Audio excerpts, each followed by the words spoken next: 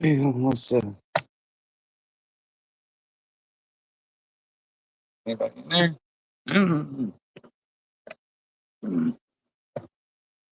Before the sun completely goes down, I'm gonna take a walk down to the pond, y'all. You guys want to take a walk down to the pond? Huh? You want to take that walk? Yes, you do. You get so excited every time I say that. Come on.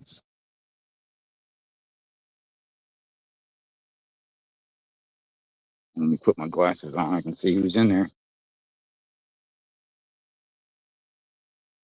Sound mine.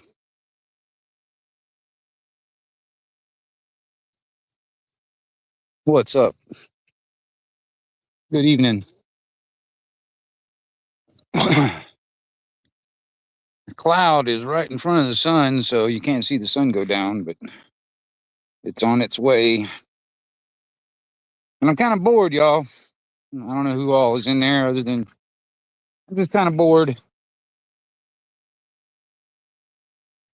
seeing what y'all are up to, you know?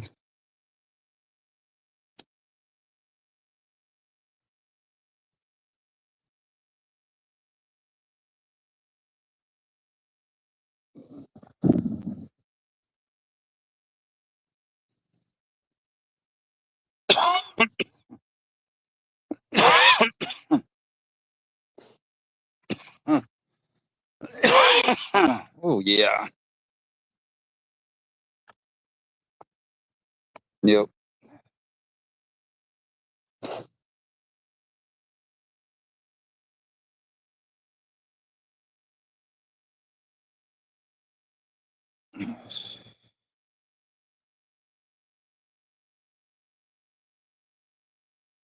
Right on. I hear you. You hop? What's up? Oh, that, what is that? Is that, uh, uh, Fullerin? Good evening. Good evening, everybody. I'm seeing, I had me some dinner, got me a little dessert, and I'm bored. So I figured, well, shit, maybe I'll just throw a live on and, and see who pops up down the line, you know.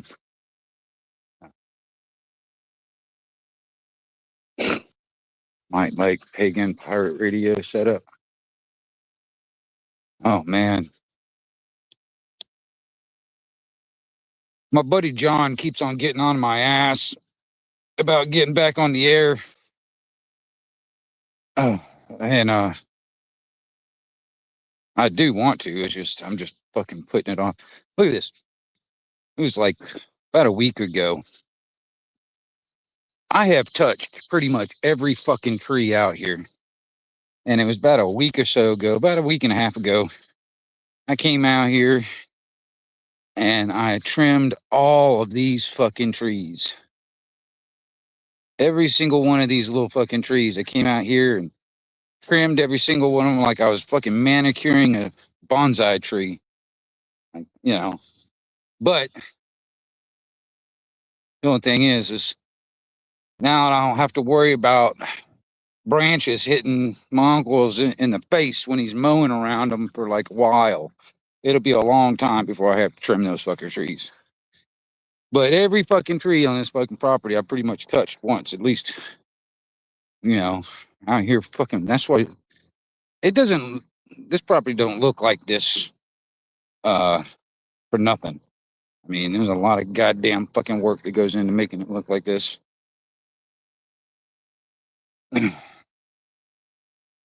Snook, what's up?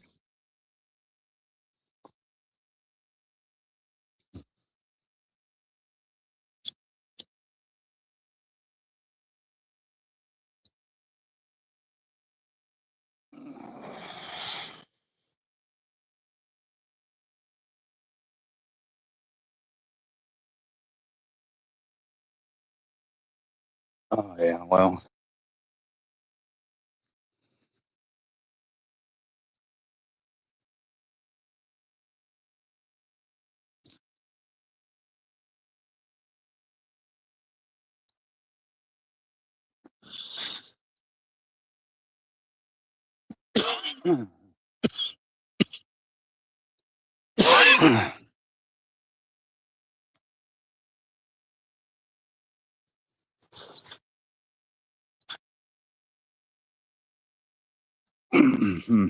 Oh man.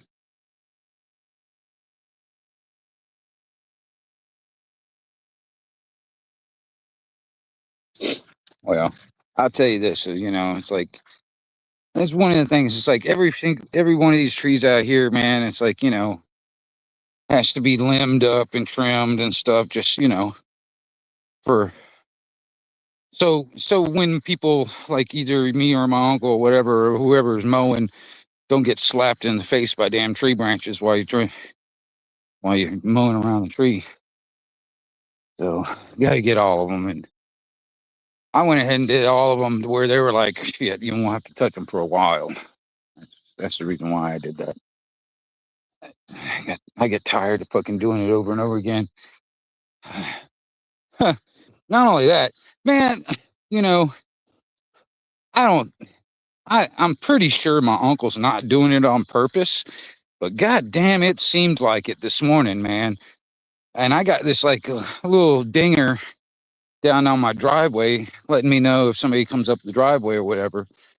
And he was out there this morning mowing, going back and forth in front of my fucking dinger.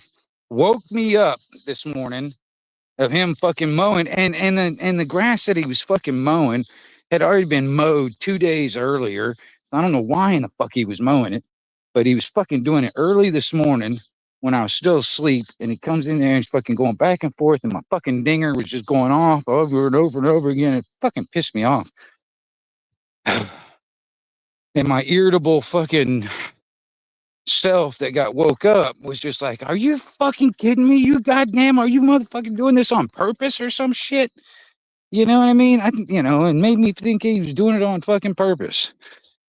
He knows exactly where my fucking driveway dinger is. Worst part of zero turn is getting on and off.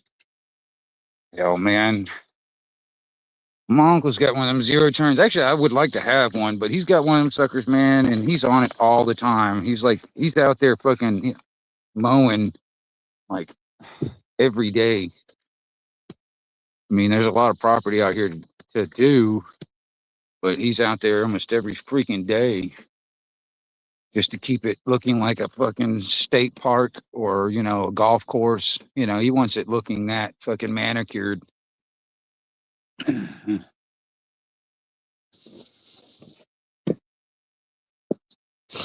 Yeah, it's possible. I mean, I don't know, man. He probably was just oblivious of what he was doing. But there's a part of me that thinks that he's doing it on fucking purpose. You know what I mean?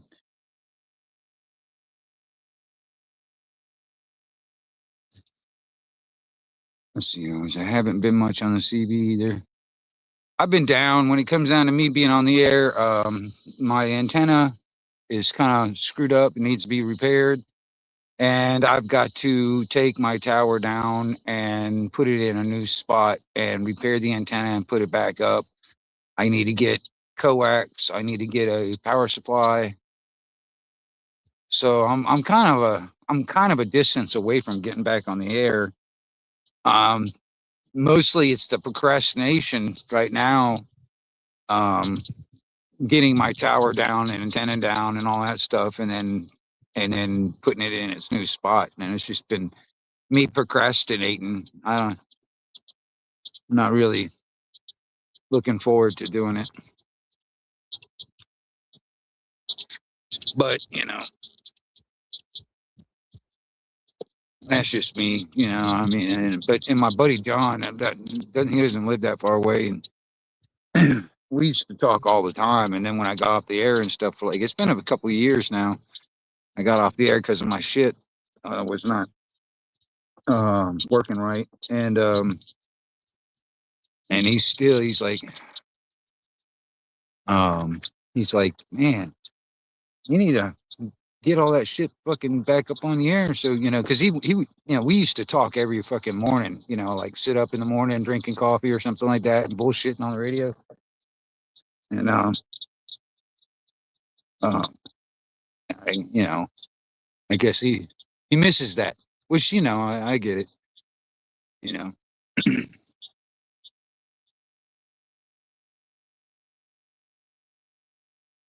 yeah, I'm working on it. I mean,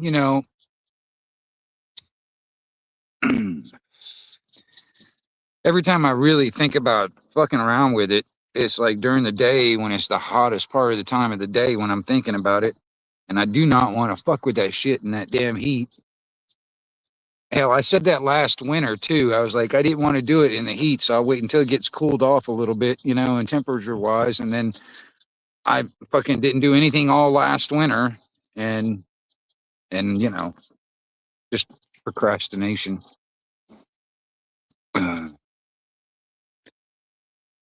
Well, that's a new name. Why do? Because it. Some people make up some weird ass fucking names for their channels. Uh, hell, sun is starting to go down.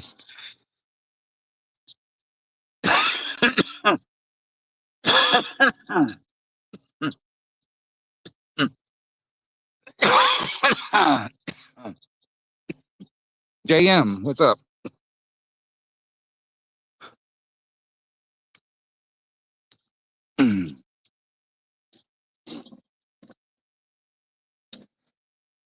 Maybe later on or whatever. when when more people show up or whatever, hopefully, you know, maybe I'll throw the link in if anybody wants to come up, you know, and because I mean I don't know, but what we got, let's see here, we've got we've got 4 days left, according, until the gravity shuts off for 7 seconds, if that's real. Is that actually a bird? No, no, that over there, that no, that's like a decoration. It's made out of tin. It's a fake bird.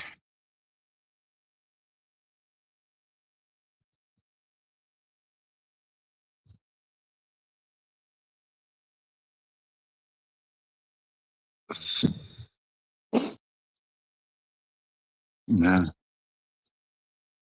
I'm gonna start. It's starting to get dark, so I'm gonna start walking back toward the house and get the fire going. I'm gonna get the fire going, Cheryl. I really am not. Don't need the fire going, but man, I'm gonna tell you, it put some light on the situation. But I got some wood in the fire pit, and all I gotta do is light it on fire. Um,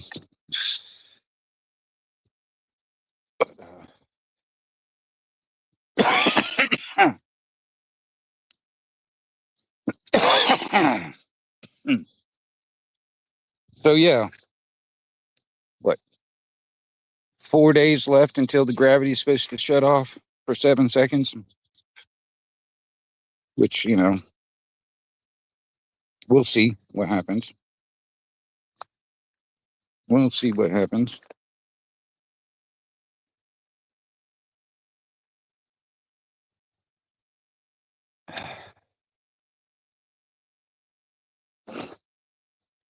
Yeah, I didn't know you had water about down. Yeah, I've got.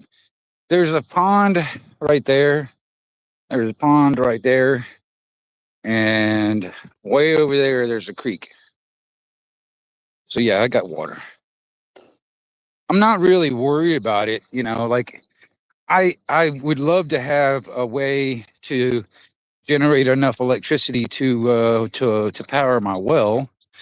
That would be awesome because when the power goes out, my well doesn't work. So it would be kind of cool. But I will say this: I did have that one advantage over some people, like during Hurricane Michael. There was people down in uh, that got hit really hard, and they were out of power and water and all that stuff for like a couple of weeks. I at least had a pond to go wash my ass in. You know what I'm saying? And I've got a creek over there, I can grab water from, and it's just a matter of like, you know, cleaning it and stuff. There's a helicopter right over there. I don't know if you guys can hear it. It's sitting right over there. Fucking helicopter.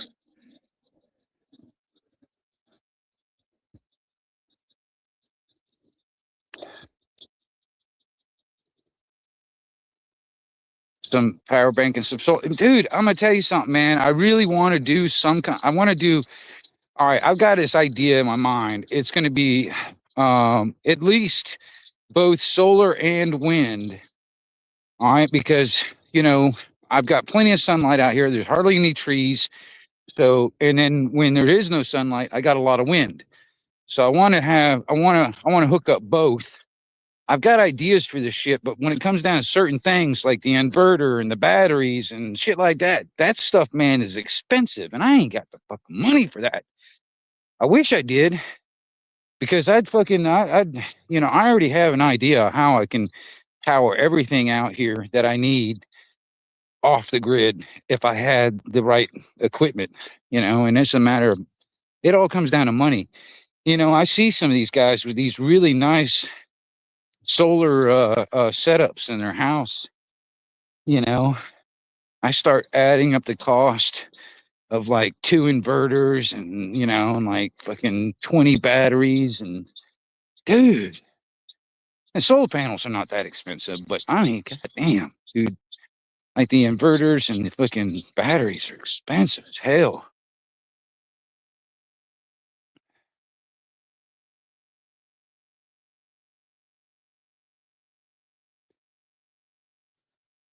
Well, it just depends on what, like, when you say a all-in-one kit, it just depends on, I got to do all the numbers. I haven't done exactly all the numbers when it comes down to, like, what my well needs, what my general needs in the house are, and what how much how much power I need to generate, and how much and then when it comes down to the batteries and stuff, how much I can store, you know. But I mean, at this moment, man, I was just like, the money I don't have for that kind of shit. It would be cool if I did, but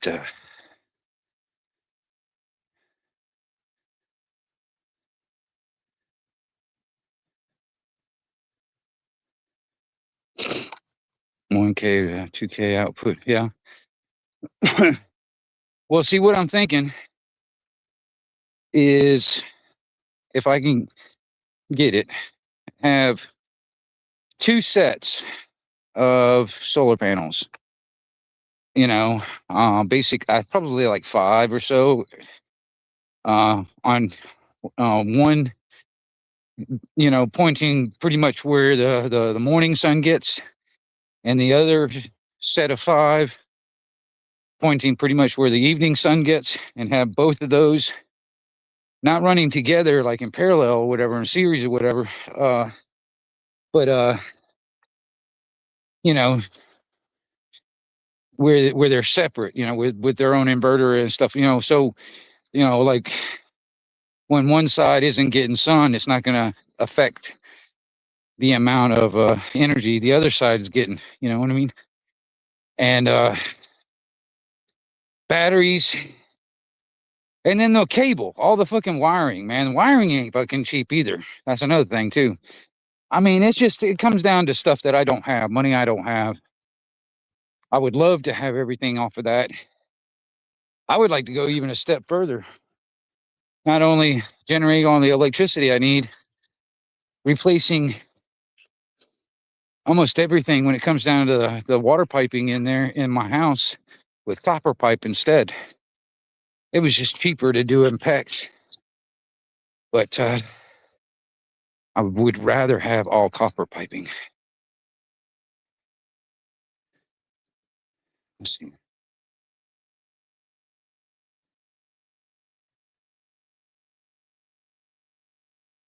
My was it? My suggestion was for running a well pump, so you have water no matter what. Yeah.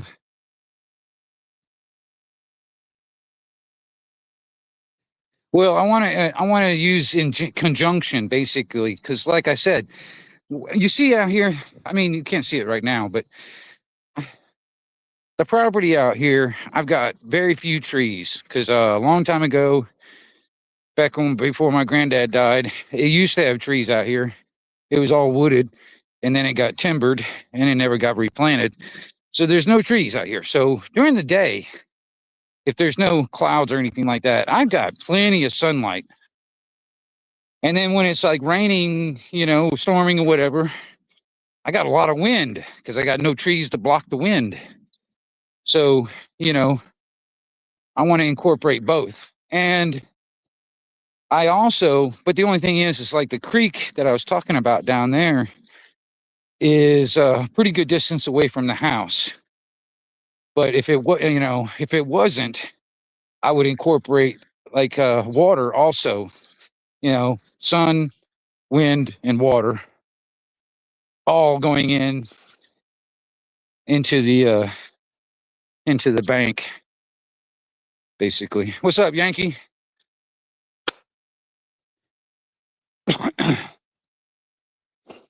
Let me turn on a light, and then I can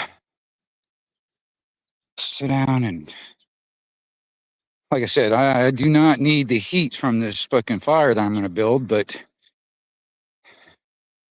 I'll use it for the light and something interesting to look at. But let me turn on the floodlight though.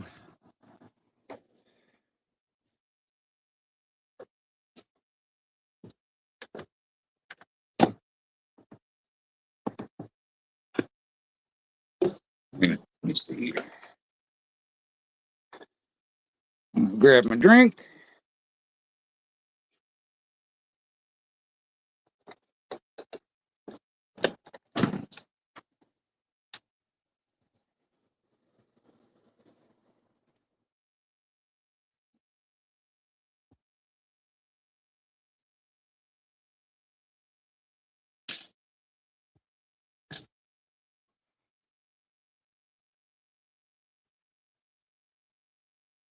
Folks, smoke is finally cleared.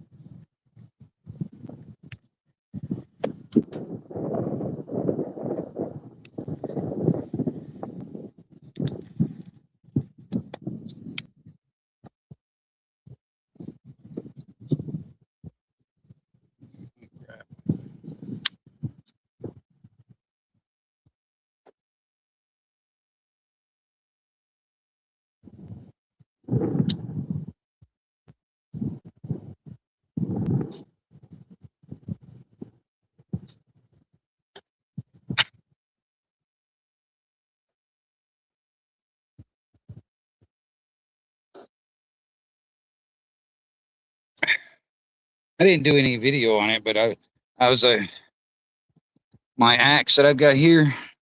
I made a sheets for the axe the other day. So some simple leather thing.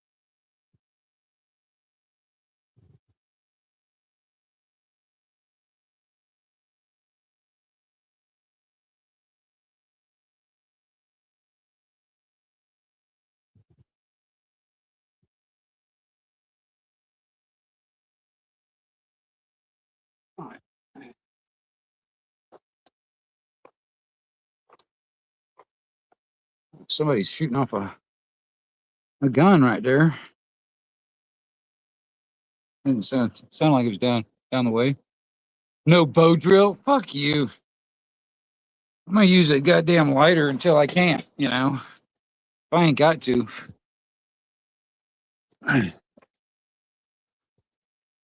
Fucking, that's cheating. Whatever. Yeah. I like to see anybody that's like smokes cigarettes or something like that or whatever. I'd like to see them get out a fucking bow drill every time they want to light a cigarette. I like to see that happen. Fuck all that.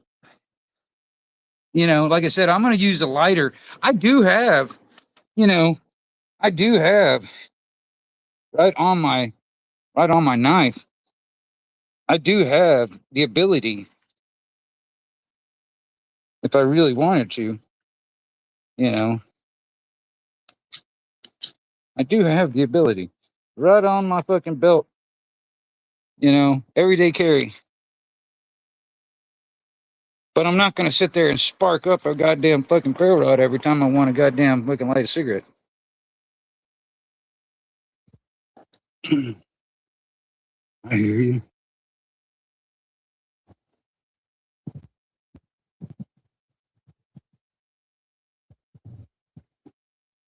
See, I don't even need this damn fire right now. It's definitely way too warm. I mean, it's fucking, I'm starting to sweat just from that walk. So I really don't need the heat. I'm just using this fire as some kind of light to look at. Primitive television right there. That's what that is. The primitive television. Stove. I've done that before, Shit, I've done that too, Joe. Um, you know.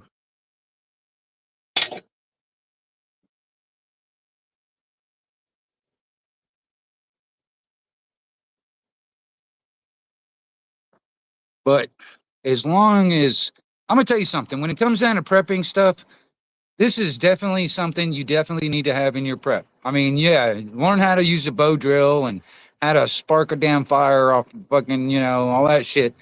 But definitely have these. These things are very, very, very useful until they have run out of fuel. But even then, you know, you could scrape the plastic and make little shavings of plastic, and that could be a fire starter. You know what I mean? You can use the flint in this once this is done and over with. I mean, this, whatever. But I'm just saying redundancy, because you never know. Even if you don't smoke or anything like that, you never know. You might need fire, and this is the most easy and convenient way that we got fire right now. Instead of, but like I said, it is definitely something that I think that everybody should know how to do, is how to make a fire without one of these. So, I mean, just, in my opinion, make it easy. And I have redundancy. I've got like probably a couple of these fucking just stashed away in different places, you know. Um, Whenever I have the money or whatever, I'll get like a big pack of them and then I'll stash them in different places and stuff like that. And do that kind of thing. Magnifying glass. Well, I've got that, I mean, I can use these as a magnifying glass if I needed to, but I've got stuff like that too myself. I mean, you know, I'm definitely a amateur pyromaniac, from way back. I mean, shit, I've made so many fires in my life, man. You know what I mean? I mean, look at this right here. I mean, it took one little flick of the fucking bic, and I've got that. It's not like I'm sitting here fucking fighting this damn thing to get going. It didn't take me nuts because I know how to build a fucking fire. You know, some people will be sitting there frustrated for fucking 30, 40 minutes just trying to get the damn thing lit. You know, not me, man. Not me, man. I mean, I haven't shown you guys. You can't see it right now.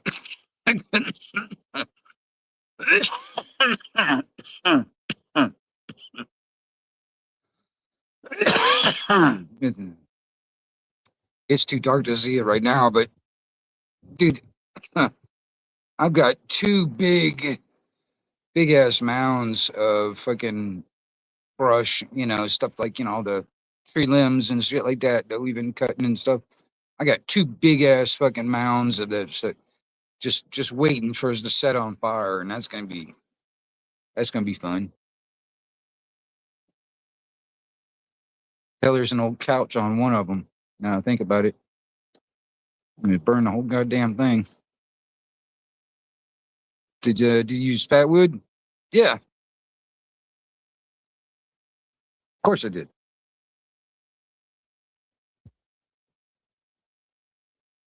Not everybody know. Not everybody knows what fat wood is, or pine knot, fat lighter, whatever you want to call it. Not everybody knows what that is.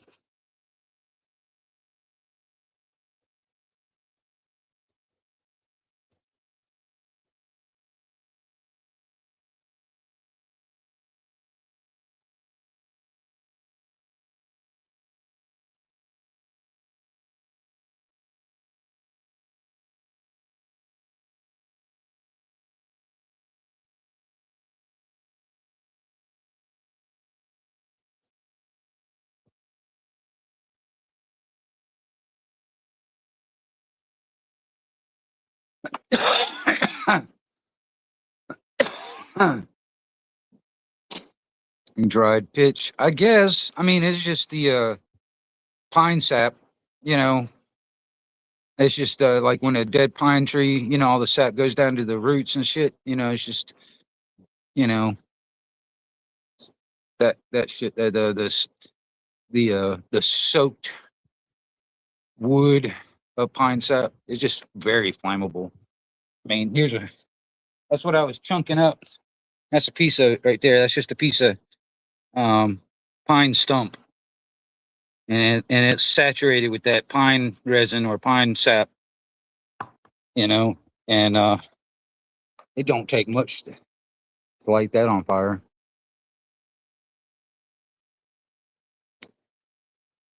I still use a button gum wrapper, paper clip to start my fires.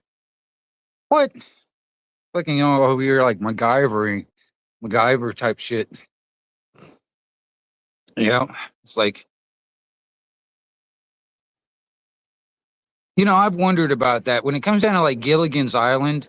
The professor can fucking make a radio out of a couple of coconuts, but can't fix a 2-foot hole in a fucking boat. I never understood that.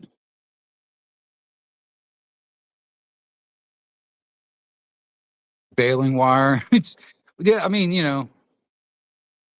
going on what? Hey, if anybody does, I think about it. I'm gonna just go ahead and throw it in there now. Now I think about it, but if anybody does want to um come up, um can throw that in there while I'm thinking about it. But yeah,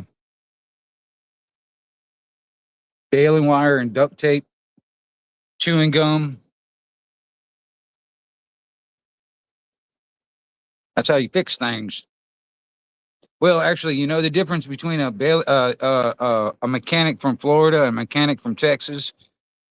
All right. Well, a mechanic from Texas uses baling wire, and a mechanic from Florida uses duct tape. That's the difference.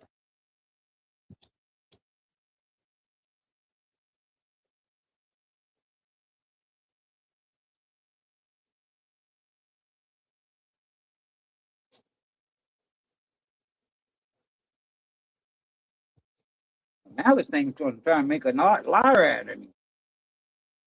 Dang, he's trying to make a liar out of me. Trying to make a liar out of me.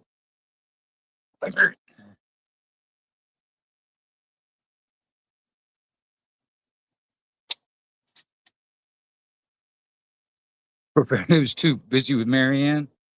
I mean, seriously, man. I started thinking about it. If they really wanted to get off that fucking island, they could have done it a long time ago.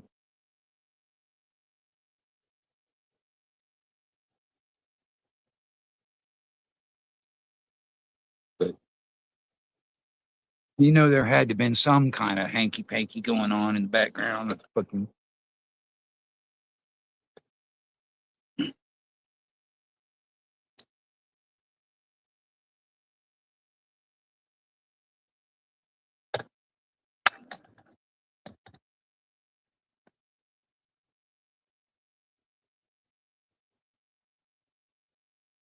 Okay, the bug, Bunzi-matic. I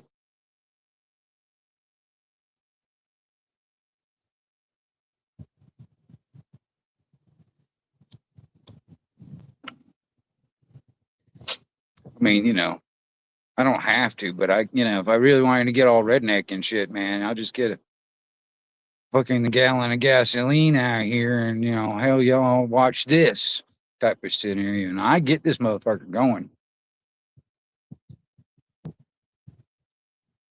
I don't think I needed to go that far.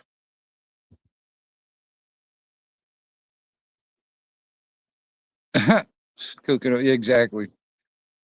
Tell you, man. I thought that was crazy. They made a goddamn radio out of fucking couple of coconuts and fucking can't fix a fucking hole in a boat.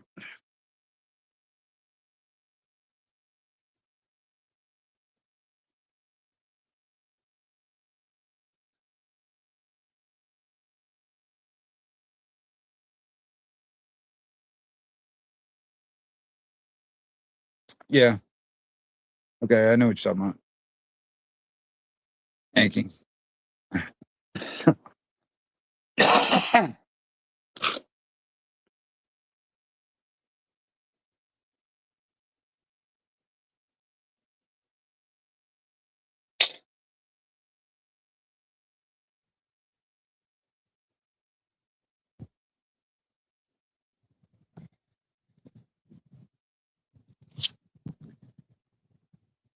Hell yeah, buddy. What are y'all up to? What's going on? Y'all ready for the fucking zero gravity in 4 days?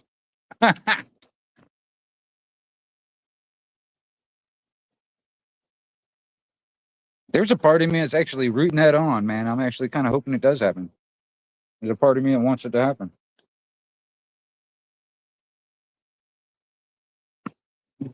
Yeah.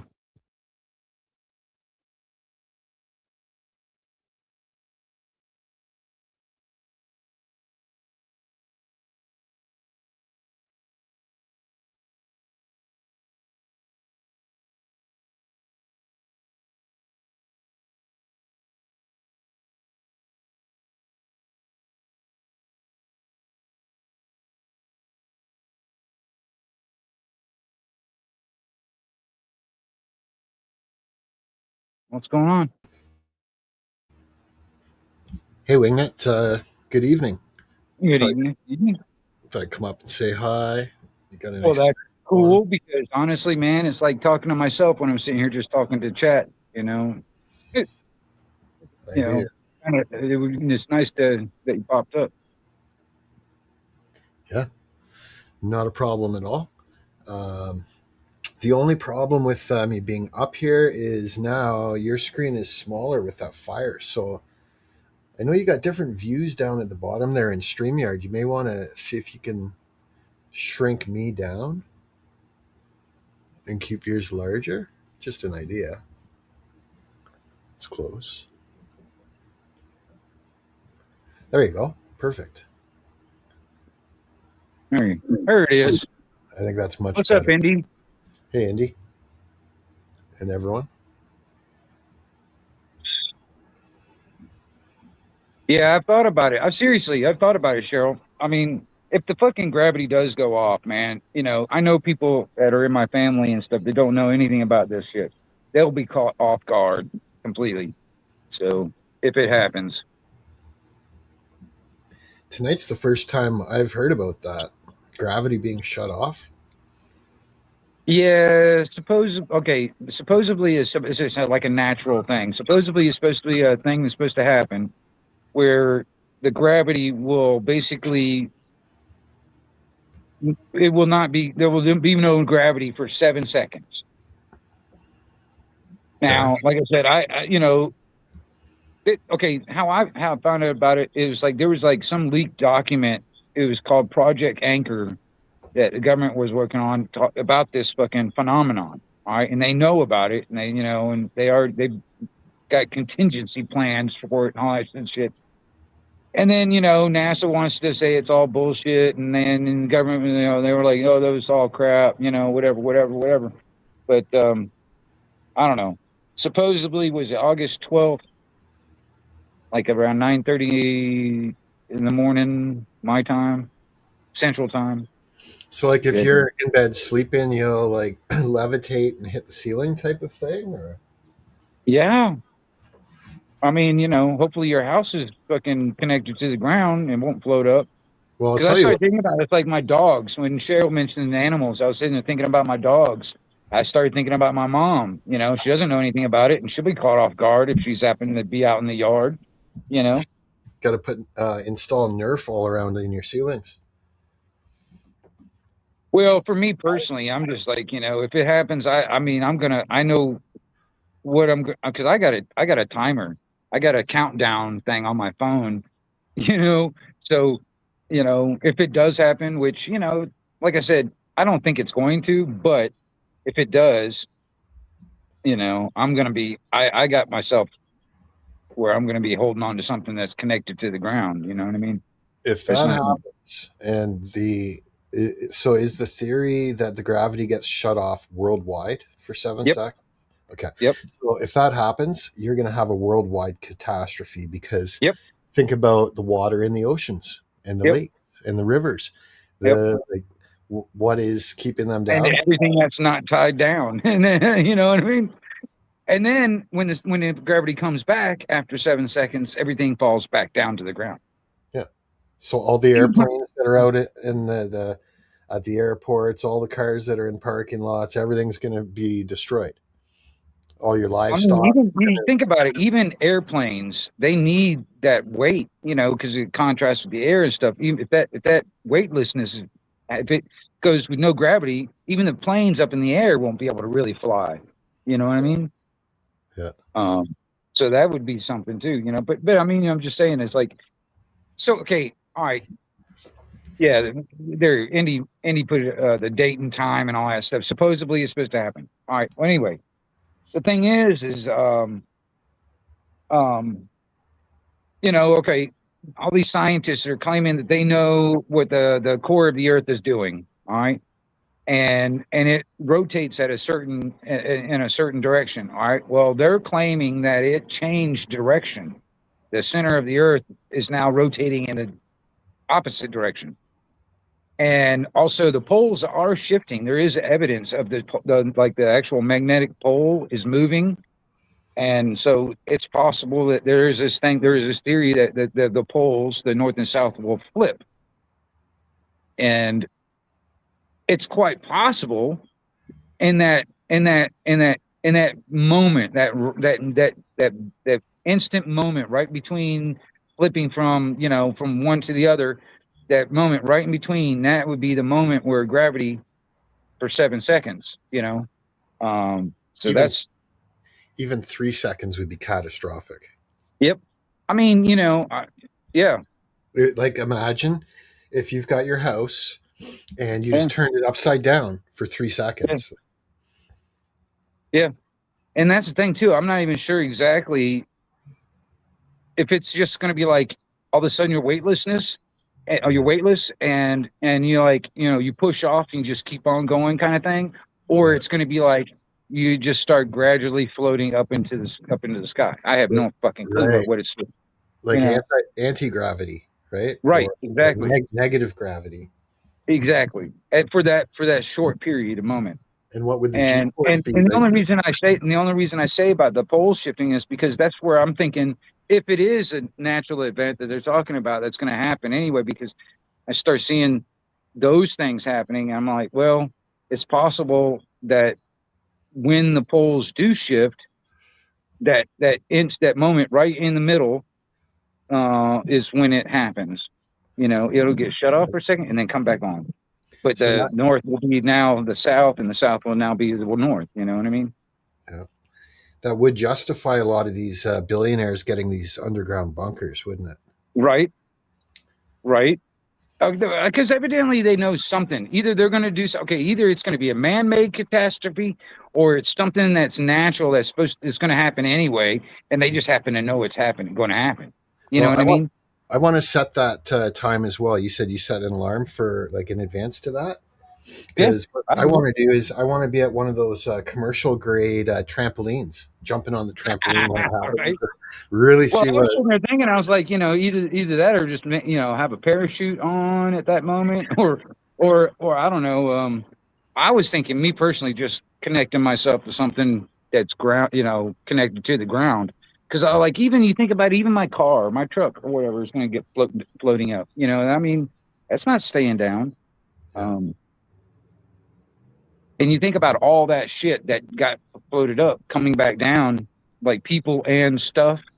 Yeah, it yeah, would destroy a lot of shit, man. yeah. Interesting But theory. in some ways, I mean, there's a part of me that's actually like, bring it on. you know, Mhm. I mean, I'm tired of this fucking bullshit Y2K type of fear mongering shit. Like, okay, if this is real, let's bring it on. Let's do it. Let's bring it. Because otherwise, I'm pretty positive. Now, this is just my gut feeling. I'm pretty positive that the time will just come and go and nothing will happen. Just kind of like Y2K. You know what I mean? Yeah, I think it'll Just actually like be even less. It'll be even more of a non-event than Y2K it was. would it would surprise me if it did happen though. I mean, it would surprise me, but I'm aware of it. But it would surprise me because I'll be like, "Holy shit, this is actually happening!" You know what I mean? I'll be You're sitting right. here, and next thing you know, I start seeing my drink like, "Ooh," you know what I mean? Yeah, I'll be like, "Oh fuck, it's get the bungee cord." What's up, backwoods? yeah, and you'd get Pat? that stomach in your throat kind of feeling that you get if you're flying down a highway and you go over a bit Oh, of a bump, and you come back dude, down. have you ever been in a helicopter? Or like in the roller coasters. Well, I've yeah, yeah, or even then, yeah. I mean, because like in a helicopter, like that initial moment when you're lifting off, yeah, that feeling that oh my gosh, I could just imagine. Just all of a sudden you're like, oh shit, you know. yeah.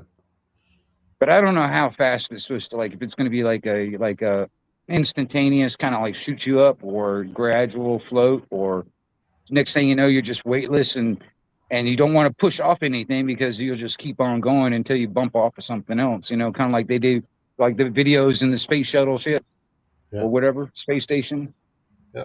I mean, would it be like that?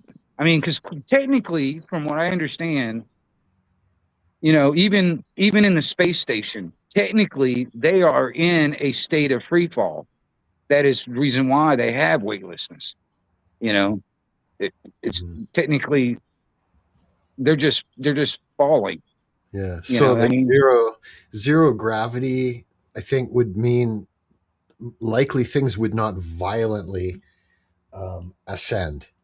You know what I mean? They would just kind of start floating up, like you'd expect if you're watching right, a magician doing a levitation act, right? They don't go flying and slam up against the ceiling. They just kind of gently. right. Well, I mean, that's the thing. I mean, but dude, I could tell you right now, there's going to be some jackass once they figure out they're floating, they're going to think, oh, this is cool, and they're going to just try and see how high they can get, and then everything gets shut back off, and then he falls. Yeah, I could totally see that. Yeah. I mean, oh, but I don't know. Like I said, for on an aspect just for shits and giggles, let's say it does happen, dude. I'm thinking about like, I got my mom. It's like she doesn't think about all that kind of shit. She'll be caught completely off guard. You know what I mean? If it happens, and I I'm think not about really. everybody else. Yeah, go ahead. Yeah. Yeah. And you have to look out for your loved ones and those that can't fend for themselves as easily. But I'm thinking that I'm not really buying it. Although it's interesting to think about, and at the same time, I wouldn't be surprised if something else happens on that Well, it time could and date. be all like a distraction. It could be, you know, I mean, because I have no idea what would be the whole purpose of propagating some bullshit. I mean, complete bullshit story out there. You know what I mean? I have no Yeah. idea. Well, I'd be interested in who I think it was Eimer. Someone um, asked earlier where did this theory start? Where did it come from? As far as I know, it was a leaked document about Project Anchor. All right, and that was a project on this very subject. All right, because like the government was had a whole study on it and all this other stuff, and they had contingency plans for when it happens. Hell, the government's got contingency plans for a zombie apocalypse. So that whatever. Mhm. So maybe they're just doing some underground nuclear testing on that time and date, and they're expecting that it's going to cause some outward pressure up above. So people are ready for that, like hitting a speed bump too fast. I have no idea. Me neither. But I'll tell you, I don't spend too much time worrying about it. Like being prepped, being prepped, and all that. I think is beautiful, and being prepped for as many different situations as possible is great. And as long as you do that, as long as I've done that, then all I can really do is have faith in God and leave it up to Him.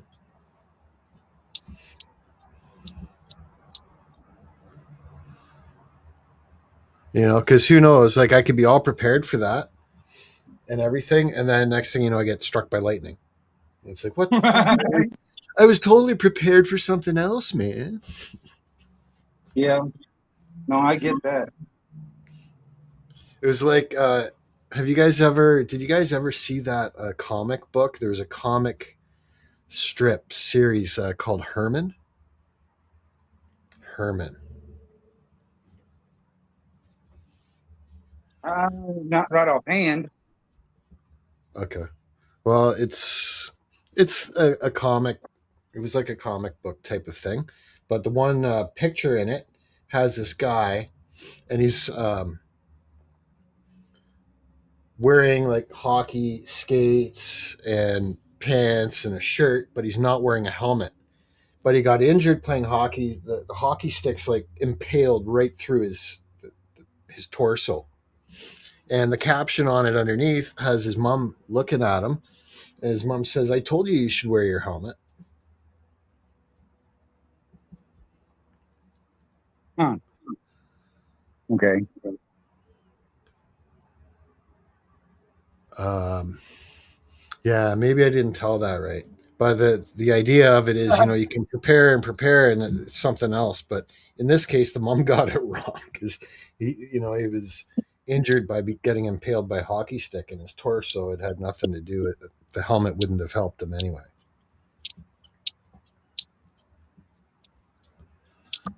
Anyway, sorry for that. I hope you didn't lose like a whole bunch of subscribers or viewers on that.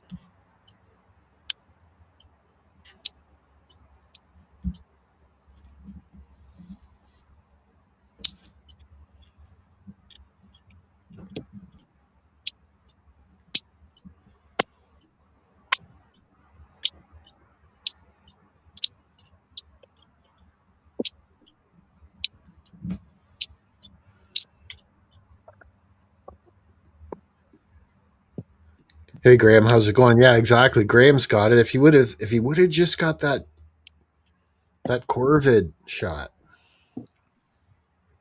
What? What now? If the hockey player that got impaled by the hockey stick, if he would have just got his vax, he would have been okay. Yeah, right. That's what Graham said. Good one. Yeah, right. Yeah, if only he was wearing a mask. Oh yeah, that would have done it, right? Hmm.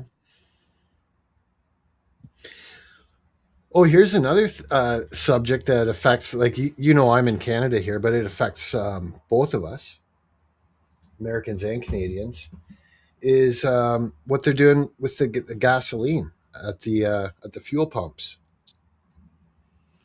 adding ethanol. Right. I'm pretty sure in a lot of states, when you go buy your fuel there, there's different levels of not octane but ethanol. And what they're doing here in Canada is that they've said now all gasoline sold here, other than aviation, has to have at least 10% ethanol in it. And like mechanics are starting to freak out because they're saying a lot of, especially the older cars and trucks, aren't designed to be running on ethanol. And ethanol attracts water. It can burn out a lot of small motors, and it reduces your fuel efficiency. Yeah, Blackwoods knows.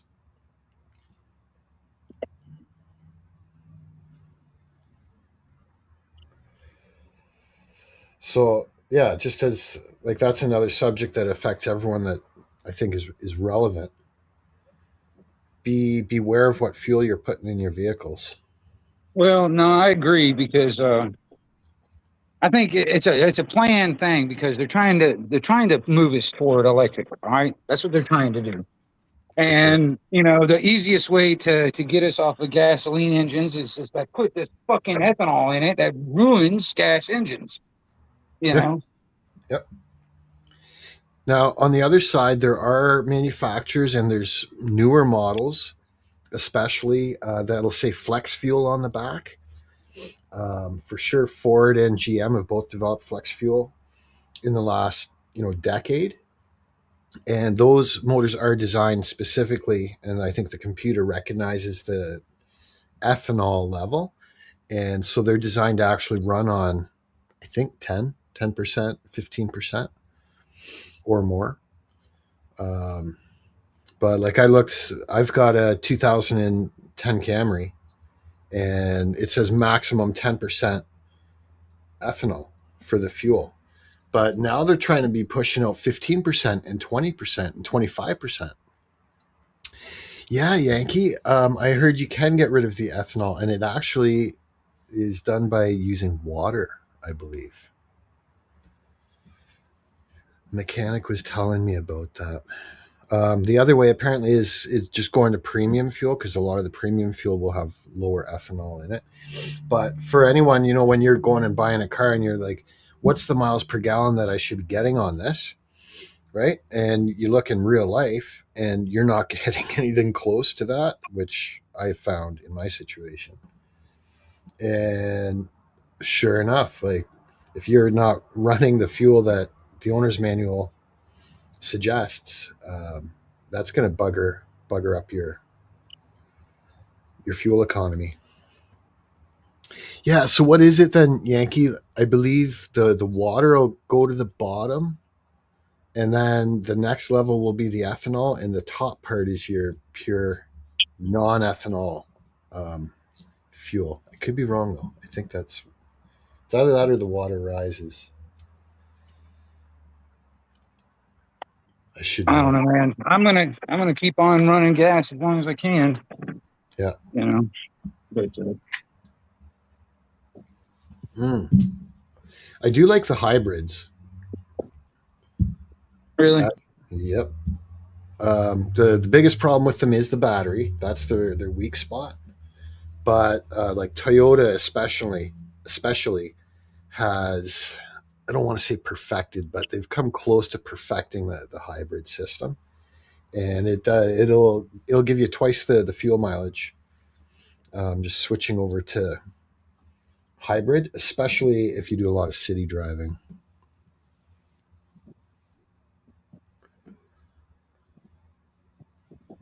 There you go. Mickey Mouse says they put ethanol in cheap fake vodka and whiskey, etc. Then it sends you blind.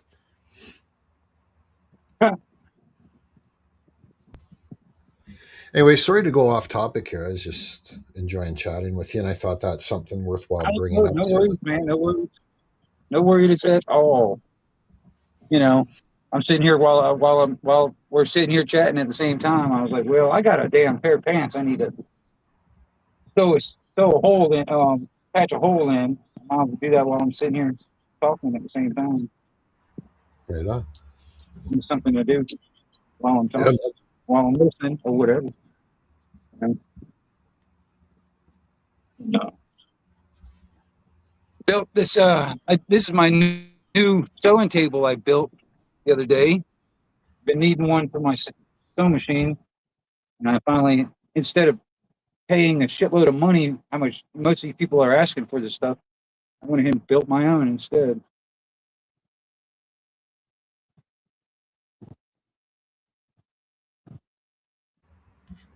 It's a great idea. Uh,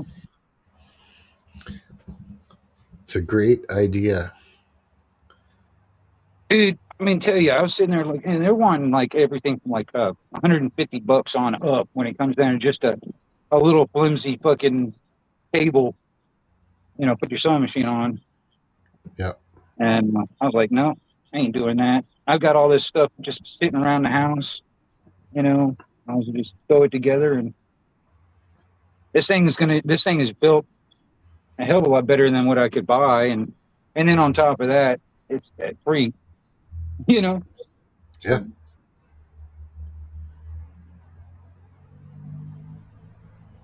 It's fantastic.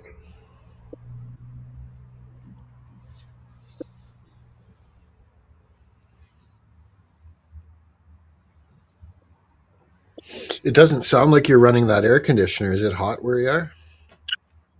yeah, I am running it. It Really? is I don't hot. hear it. I don't hear it at If I all. didn't have it on, I'd sweat in here. And it's night time. It's pretty warm right now. That's why I was like, man, I didn't even need that fire, because I mean, honestly, it's pretty freaking hot. You know, Yeah. it's mostly just something to sit by and look at. Yeah. Cheryl's asking how my tomato plant's doing, and do I think the copper makes a difference?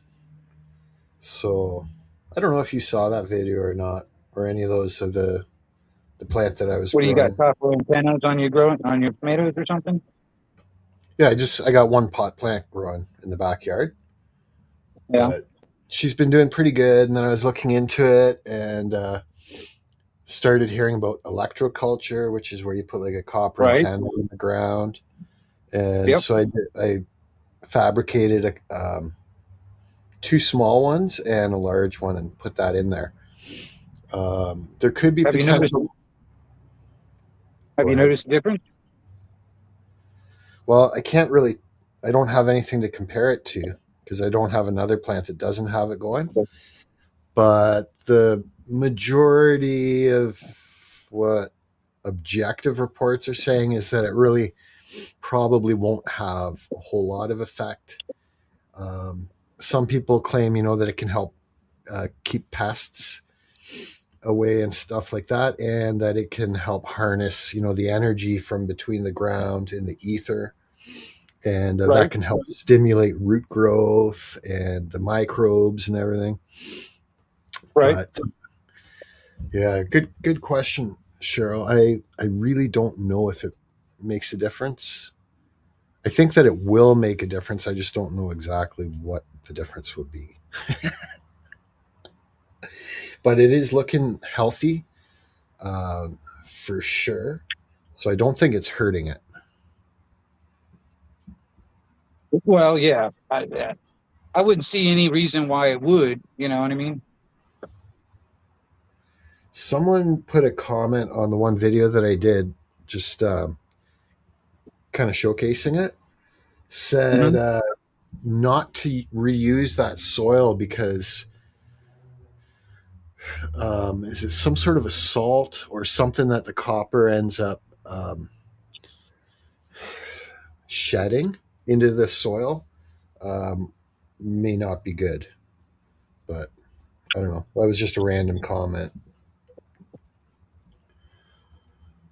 I mean, take them all for the even comments, man. Take them as a grain of salt. Look into it for yourself and see what what other people have experienced. Because I mean, I haven't tried it yet, but I've heard that electro culture is it works, you Yeah. know. But Yeah.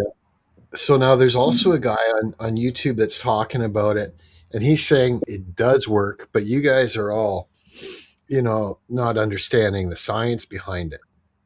I watched it was like a 40-minute interview with him, and this guy's some like mad scientist. And he's got all these different, like you were talking about before, like inverters and voltage regulators and this and that hooked up. And what he's actually doing is he's a salesman trying to sell all these products, and they're like $3,000, $5,000, $500, I think was the entry level unit, so that you actually have a proper electroculture setup. And then he also does consulting, I think, for like $1,000 or so. But he, like, some of his customers are like commercial industrial grows. right, So yeah, I've got mixed feelings on that report. Like in some ways I feel he's just a snake oil salesman, right. but given the customers that he has, assuming that's all legit, then there definitely is something to it. But there, you got to really look into the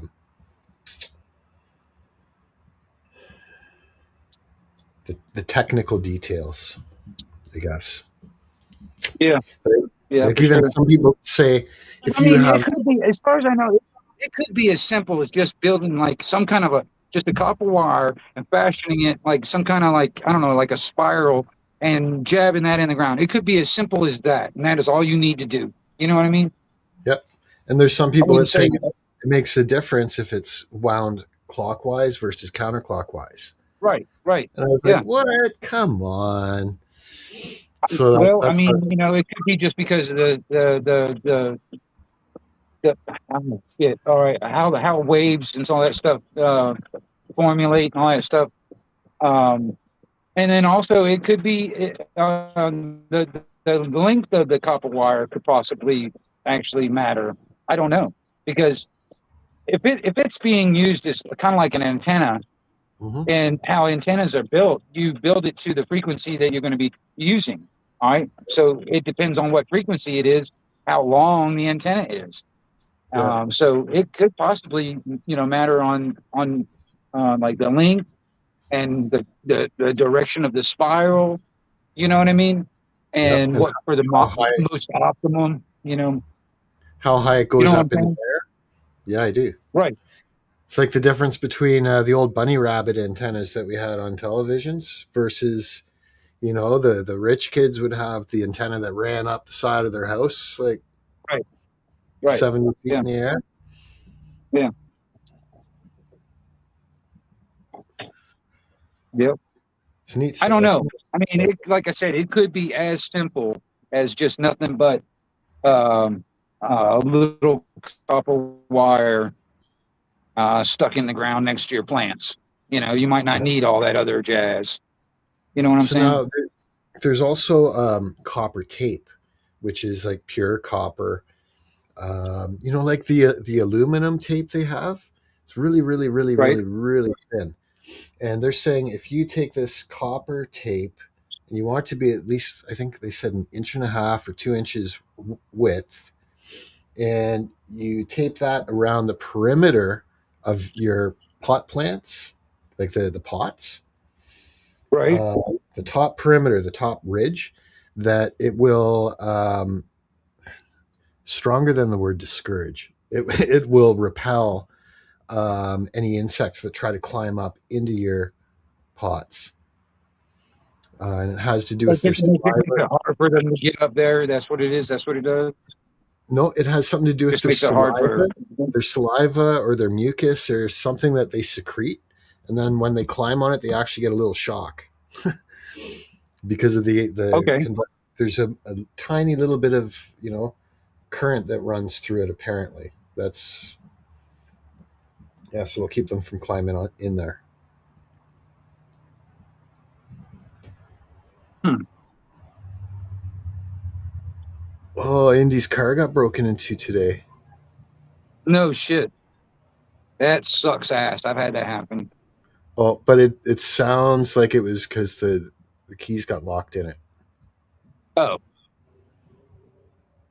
Dang, that happens.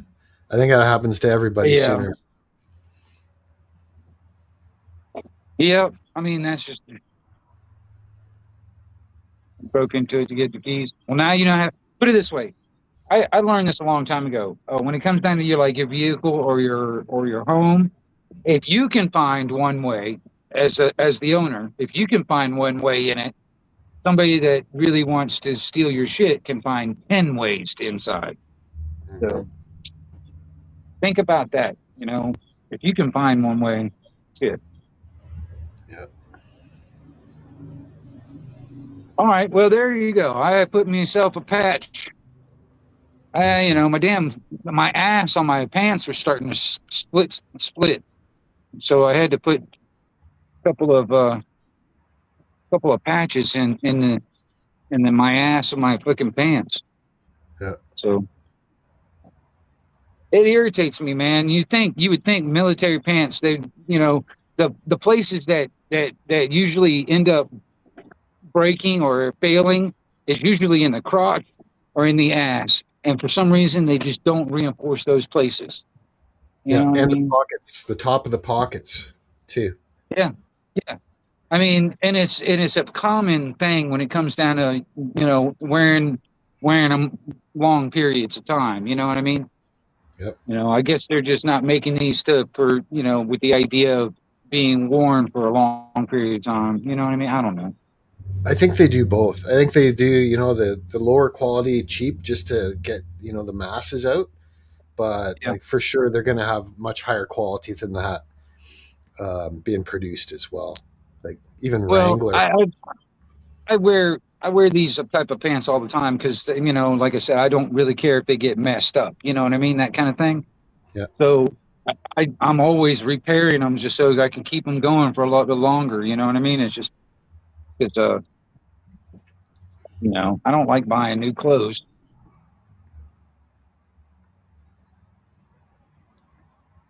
Ooh, Indy's good at breaking into cars. That's good to know.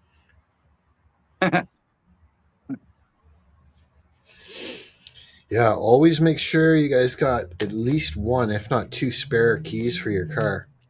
Because if you don't have a spare key for it and you lose it, you're schnookered for weeks. Yeah, yeah. That Same happened to thing me with once. your house. Same thing with your house, dude. Your house keys. Yep. At least have one of them somewhere stashed. Pat Evans wants to know if you can sew a button. I don't. I mean, I can, but I don't have a button holder. That's what I don't have one of those for my sewing machine, or I would be able to. I've got like a whole, from old. Not these have Velcro on them, but like old, um, fatigues, old military clothes and stuff. They got the green buttons and stuff. I got a shitload of those saved from old pants and stuff. So, I've got buttons. I just don't have a button holder. I need a button holder for my machine if I really wanted to do those. So For I, the I most, try to do something else other than buttons.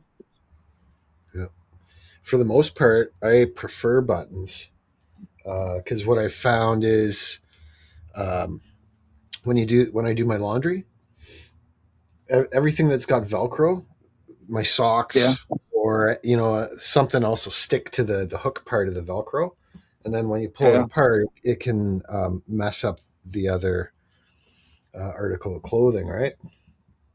yeah. Buttons don't do that. The other thing too is if you're trying to be quiet and you want to go into a pocket and it's all Velcro, you Well, know. not only that, to me also is like the Velcro doesn't last very long. Once you use it a lot, or if you do this enough, Yep. it's like I've noticed that it doesn't want to stick very much anymore. You know what I mean? Okay. Um, I've got a couple of ones that are like that because I use the pockets a lot or whatever, and it just damn I got to replace the Velcro just for it to work again if I really wanted to continue using it like that. So There can be a couple reasons for that.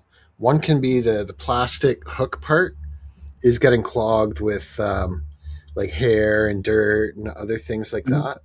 And if Right. that's the case, it's very easy to clean that. All you got to do is take a comb, like a fine tooth comb, and just Yeah. kind of scrape it towards you, and you'll find it'll actually pick everything up out of that, and then it's like brand new. Um, Yeah. Well, no, this is it's just the hook part. It's not clogged up. It's not hooking like it should. You know what I'm saying? yeah. It's not holding like it should. Um, and that's been a problem. See, I run into that with like the dog coats, the coats for the dogs, where that Velcro wears out, and the hook part is usually the problem, but the other part, like the soft material that it hooks into, if that's not good anymore, you actually have to replace that. Yeah. Yep. And that's the thing too, is like, um I always seem like I'm repairing something, man, just because I don't really want to go out and buy new stuff. Yeah. Well, hey man, you got that sewing machine and the table all rocking, so you're in good shape.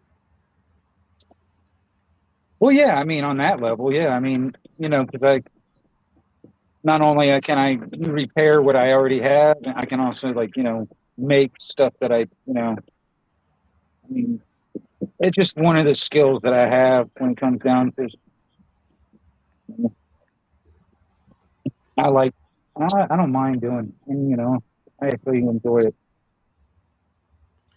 Oh, and you know what? You were just making that was reminding me of Camel Carl because he's talked a few times about sewing as well. And guess who pops in as soon as you say that? Oh, did Carol pop in? Yeah, good to see you, Carl. Oh, I'm not even watching chat, y'all. I'm sorry, y'all. He just What's oh up, no, he Carl? was Oh, I don't know if you noticed. I don't know if you saw this, Carl, but this is my new sewing table that I built for my sewing machine. Um, been needing a damn sewing table, and I didn't want to spend any money, so I went ahead and built me one. Mm. it's the way to do it. I had I had like countertop from some old cabinets and shit, and that's what this is. It's actually just old countertop. Um, It's perfect. it is actually it's perfect because I mean I had all the parts and pieces and stuff here already, and and it was just a matter of me putting it all together, basically. So I like that. I like that gives me a good feeling when I can sit there and I'm like, I don't have to spend any money. I can just go ahead and build the damn thing for myself.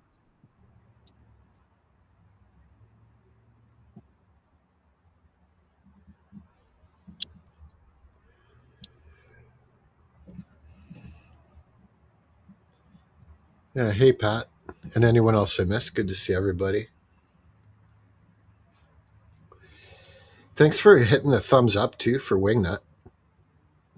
Oh Sure, you yeah, appreciate. I mean, like all the big YouTubers say, please like, share, subscribe, all that good stuff. Comment, you know, like with all the big YouTubers, It. I think sometimes it can nudge the algorithm a bit.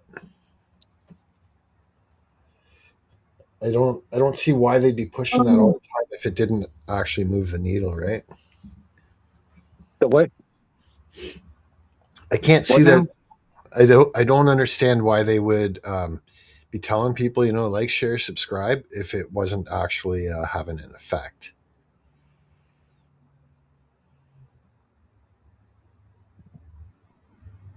If it wasn't If it what wasn't now? having, and are you having a tough Oh, time if hearing it me? wasn't actually having an effect, is that what you're Right. saying? Yeah. I don't really know. I mean, I'll tell you, I mean, I guess it depends on. I don't know. Put it this way: if I really wanted a shitload of subscribers, you know what I would do? what I would do is I would just get a shitload of people on panel that wanted to argue and fight, and dude, I'd get a whole hell of a lot of subscribers. You know, people fucking they love sitting there watching drama for some reason. Yeah, I can see that. Well, I mean, you know, I wouldn't recommend doing that though, man. The last thing you want to I'm do not is going to. I mean, if I really wanted to, I could have done. I could have done it a long time ago. But it's like you know, walking like in. It'd be like walking into a crowded bar and yelling out, "Who wants to fight?" You know? oh yeah, you're gonna get a fight. You'll Have you get ever one. seen? Are you familiar with Monty Python? Yeah. Monty Python. Have you seen the skit they have there? I think it was in The Meaning of Life. The argument where Buddy has to pay to have an argument. Oh yeah. Okay, I know what you're talking about. Yeah. So like Mhm. I could see. And I've said that before too. Like I'll argue with anyone that wants to have an argument, but I need like $250 for every 15 minutes, right? Well, I'm gonna tell you something, man. You know, I mean, there has been times over the years where some panel talk being like a damn therapy session, and I'm like, dude, I don't get paid $15,000 a minute to listen to your psycho dribble. You know what I Yep. mean? You know, but it almost seems like it sometimes, man. It's like a damn like a therapy session or something. You know, like people, you know, they don't know how to deal with life, so they come out onto the internet and and try and figure it out all here on a damn panel. Yeah. Indy says they go from panel to panel on different channels with people they mostly don't seem to like, repeating the same BS arguments, usually drunk. Oh, Yeah. so there you go. Drunken the drunken argument live stream hosted by doo-doo-doo. Hey Metal for breakfast. Hey, metal. Grab my fucking cigarettes. Yeah, I think having an argument when someone's drunk is definitely accelerates it. The drinking can be a bit of a magnifier.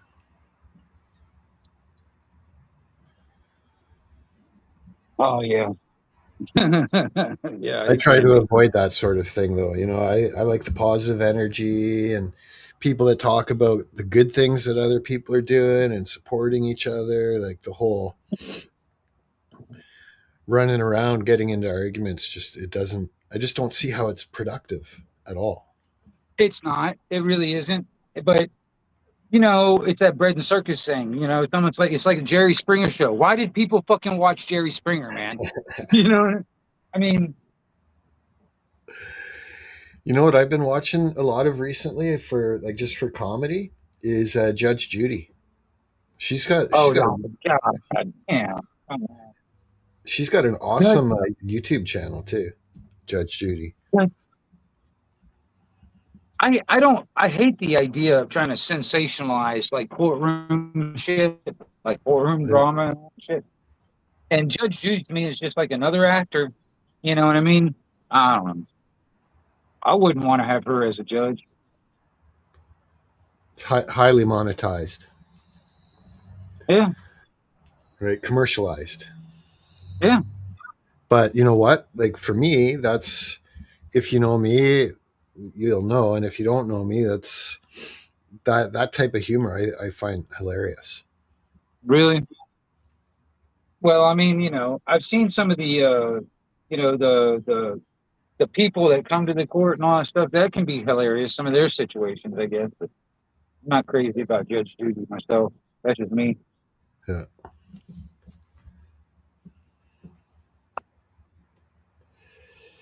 I don't know.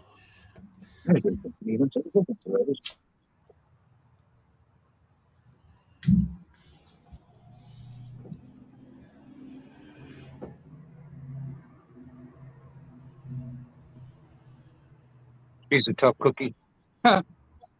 I was sitting there watching, what was it? It was Judge Joe Brown and Judge Judy Yeah, having like a conversation together. I think it was like somebody was interviewing the two of them together.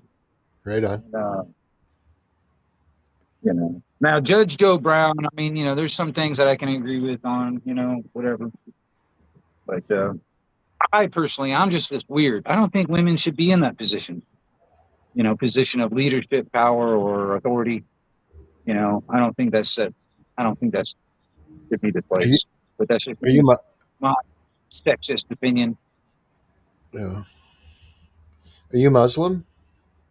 No, I'm just kidding. I'm just kidding. no.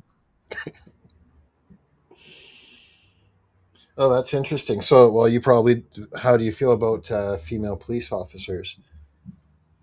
I don't think that they should be in that position. They're not. They're not good for that job. Their head is not in the right place. Their strength is not in the right place. It's not their place. Mhm. You know, especially some of these fucking shitty ass fucking cities and stuff. You get these hood rat little fucking gutter chicks there as cops. You know, they're sitting there with like fucking 10-inch fucking fingernails and their hair all done.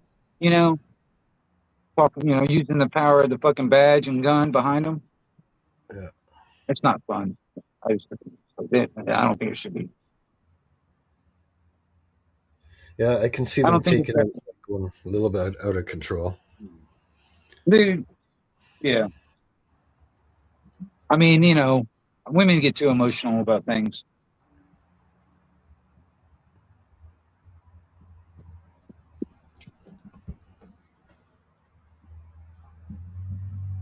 I've seen it over and over again. Women cops that really just go over the top. I guess they got something to prove, evidently. You know what I mean? And I've seen it go so south so many times. My thought on it is if any of the reason that they got hired was for DEI purposes, if you know what I mean by DEI. Yeah, yeah, it's possible. I mean, ever since that thing became a thing, it's possible. Just Yeah, filling seats, we need more bodies, you know what I mean? That kind of thing. right. So Yeah. for that And I that don't reason, I agree with agree. that when it comes down to cops. Cops are Yeah, like, to me, I mean, I've got relatives that are cops, right? But yeah. the thing is, it's like, I don't see it. I don't think there is a good cop. I mean, if there was any good cops, there would be no bad cops. And that just ain't the case. You know, the so called good cops don't exist Yeah. or they get driven out. You know what I mean? Thanks, Cindy. Is the air conditioner blowing on this thing? Can you hear it? I don't hear it. Okay, cool. All right. Because it is blowing straight at me. I didn't know if it was like a wind blowing by the microphone or not. No, the only audio or video issue is seems like about every 30 seconds or so you robot a little bit and I lose your voice robots and your video robots a bit, Oh, well, maybe but I like should move back in the house. I don't know. Maybe that'll work. Let me move back in the house anyway, so I can like sit it's down on a more comfortable chair.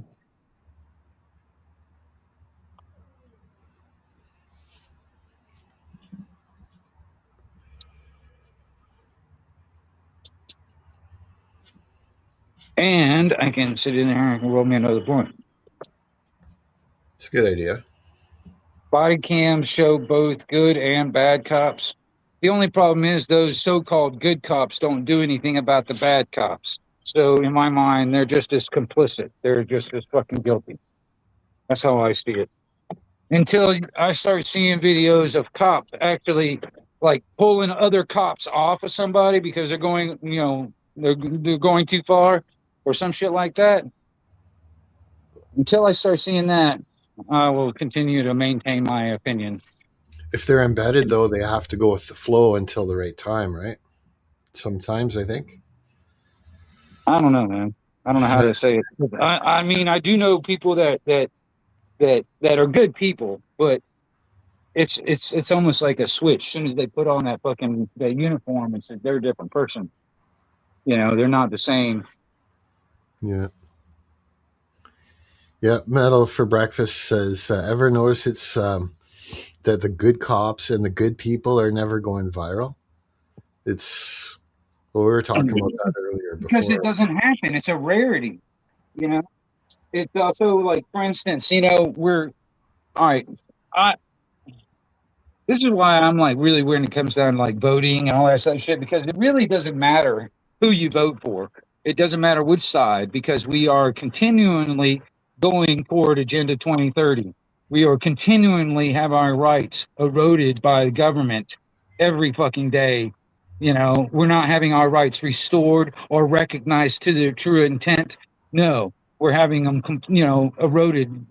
Thousand cut, death by a thousand cut scenario, Mm-hmm. and it continues.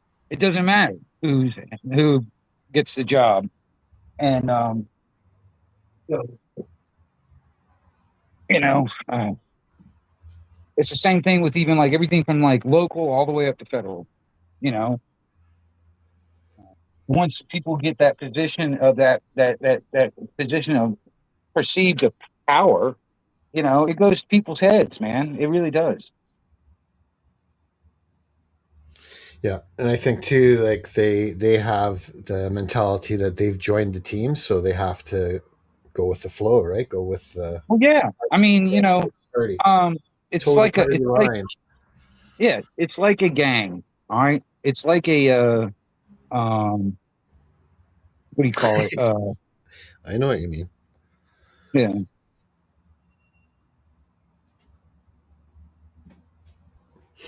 So I mean, it's almost like a mafia if you really get down to it. The way they operate when it comes down to government, period, it's like a mafia.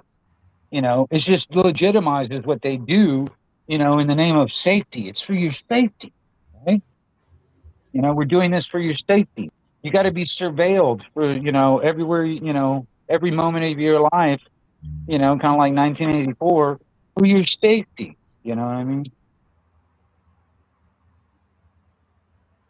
It is kind of fun to see though, but down toward like Volusia County and stuff like that, in here in Florida, there are a lot of people that are actually cutting down flock cameras. It's nice, but I mean, it's just, the only thing is, it's like now Axon has um a good part of Ring camera now, and so does fucking Flock.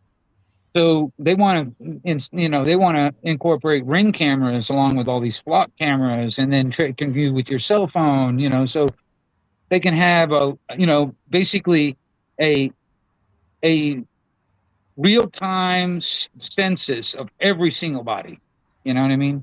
That's the Yeah. reason why they're trying to put the fucking tracker in our fucking, kind of like cows, like a little tracker device in fucking our ears. I mean, what was, the only thing stopping them from doing that is, that would piss a lot of people off, trying to force a tracker in us.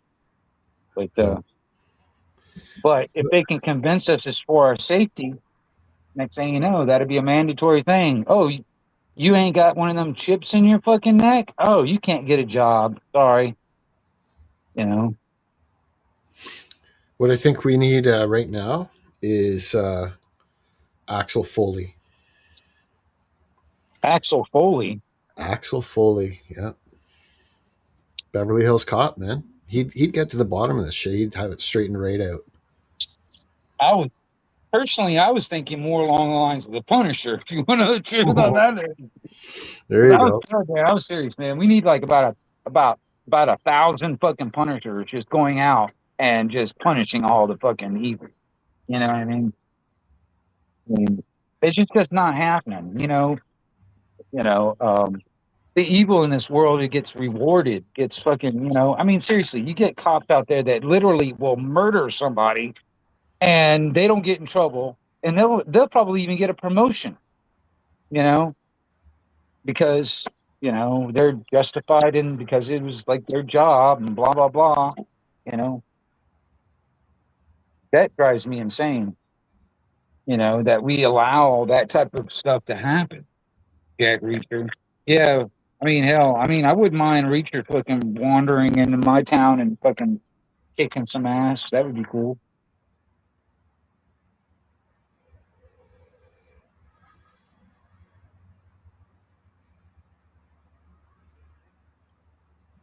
But but it just seems like it's more profitable to be like, stealing from people, lying to people, hurting people. It's just more profitable, you know. If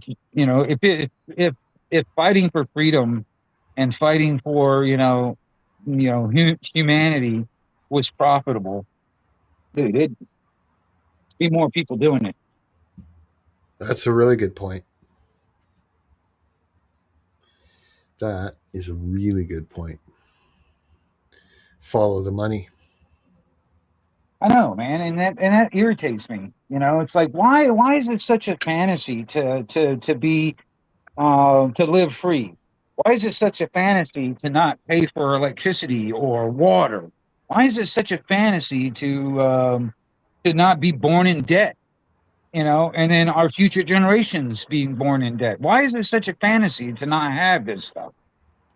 I don't understand why. You know, The powers that be are very, very greedy, and they look at the masses like a farmer looks at his herd, in my opinion. well, no, I get that part, but I'm just talking about this like average people. Why do we allow it to happen? It's like the go along to get along scenario.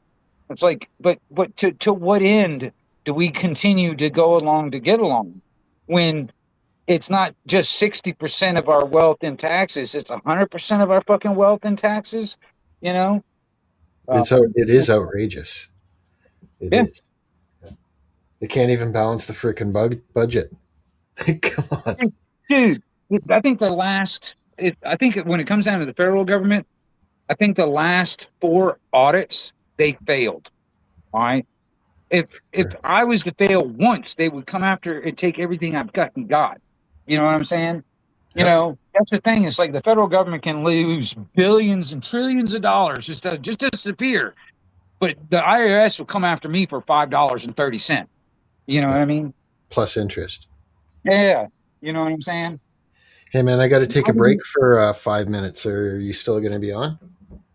Yeah, I'll be here. Okay, I'm just going to mute up then. I'll be 10 back in 4. 5 minutes, though. Yeah, 10 4. No, I'm in the process of rolling another blunt, and I'm gonna sit here and smoke one. Hypnosis from the media.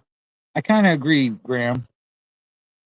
I mean, yeah, we're definitely having a safety meeting right now, so everybody get in a circle. Um,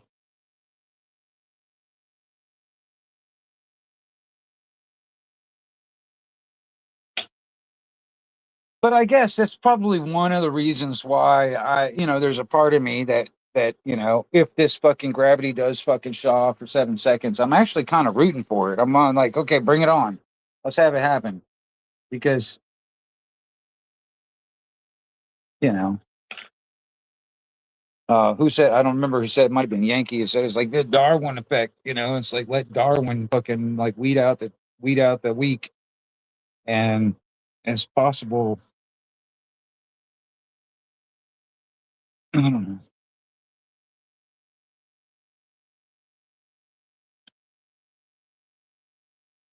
But that's not really you know, it's not really the best thing to want. Is like a major fucking worldwide catastrophe to happen, and want that because that is like the best case scenario. I don't really, that's not the best thing to fucking think about. In my mind,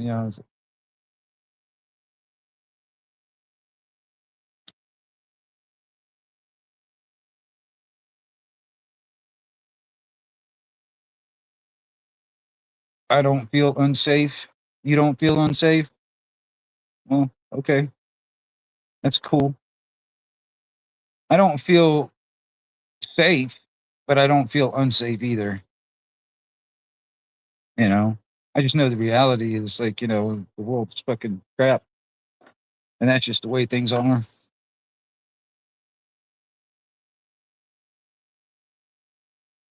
Yeah. Well, you know, Metal, I'm gonna tell you something. It's quite possibly all bullshit. I mean, it is. It's probably most likely all bullshit. It's probably a Y2K type of scenario. But if it does happen, it will be some fucking crap. Let's just say for shits and giggles it does happen. It's gonna fuck some shit up. And and I will be greatly surprised. I will be aware that it's gonna happen, but I will greatly surprised that it actually did happen. And I'm really looking forward to being surprised.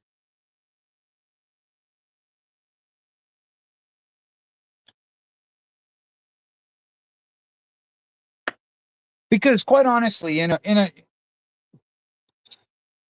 I think that it would take something on a scale of that magnitude to really wake people up, I think. But because I think there's a lot of people, and I get it, I understand it, that are just busy doing their thing, trying to get food on the table and a roof over their head and shit like that. That's their focus. That's what they're only paying attention to. I get it, you know, but until those people wake up and open their eyes and seeing the truth that is around them and the evil that is trying to, basically tighten their fucking grip on all of us, it would take something like that. I think something to that magnitude to open people's eyes. I don't know. Craig, what's up, Craig? I don't know, but I don't know.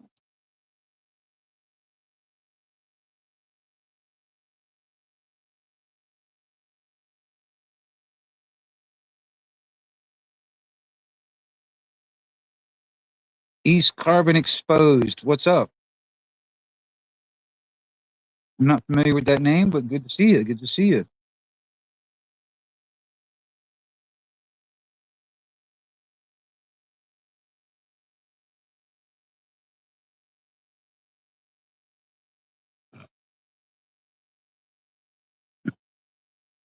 Well, hey, Metal, I'm gonna tell you something, man. If it's aliens, bring it the fuck on.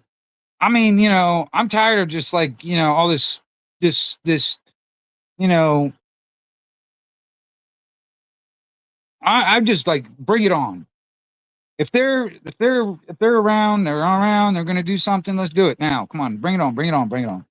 I'm all ready for it. And I'm gonna tell you something, and I'm gonna tell you guys right now. If a damn flying saucer lands in my fucking yard, I'm gonna steal that motherfucker and take it for a spin.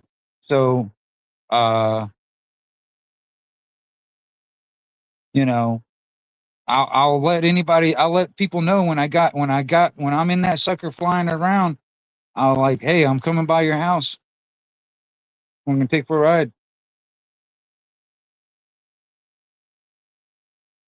It would be something, Metal, wouldn't it? I mean, come on, bring it on. I mean, I really think that there's a lot of people that either know or believe that they are here.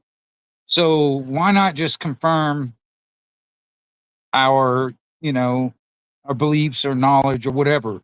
Because I mean, you know, uh, but that's the other thing too. It's quite honestly, man, it's possible. Like at the tippy top of that pyramid scenario, the ones that are really pulling the strings are probably the aliens. They're probably not even fucking human. I don't know for sure, but that's it's possible. They're not even fucking human. And they don't really want to show themselves. They want to stay in the background so they can just manipulate everything from the background. Don't look at that guy behind the curtain.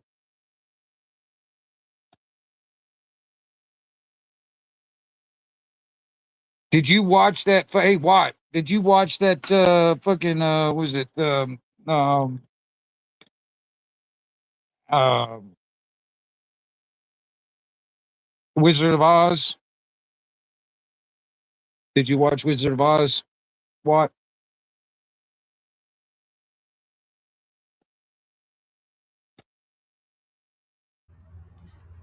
Hey, I'm back. All right. I watched the original Wizard of Oz. Well, that's the one I what was gonna watch. Now, okay, let me ask you. The original Wizard of Oz, was it in black and white originally and then got colorized, or did it have color originally? So it was a long time ago. I think that it was black and white. Okay, my memory, it was originally black and white, and then when colorization came into play, they added it later. Yeah, Because I remember watching a version of the old original version, but it had color, like yeah, Technicolor, back when they had Technicolor and all that shit. yeah. Like I You think know, there's a couple different versions of it too. Like some of it, a lot of it, most of it actually got cut out. Less than like almost none of it actually made the movie. I ain't watched it in a long ass time, but that's what I remember, the original one anyway. Yeah, yeah, and I And then don't remember it clearly, but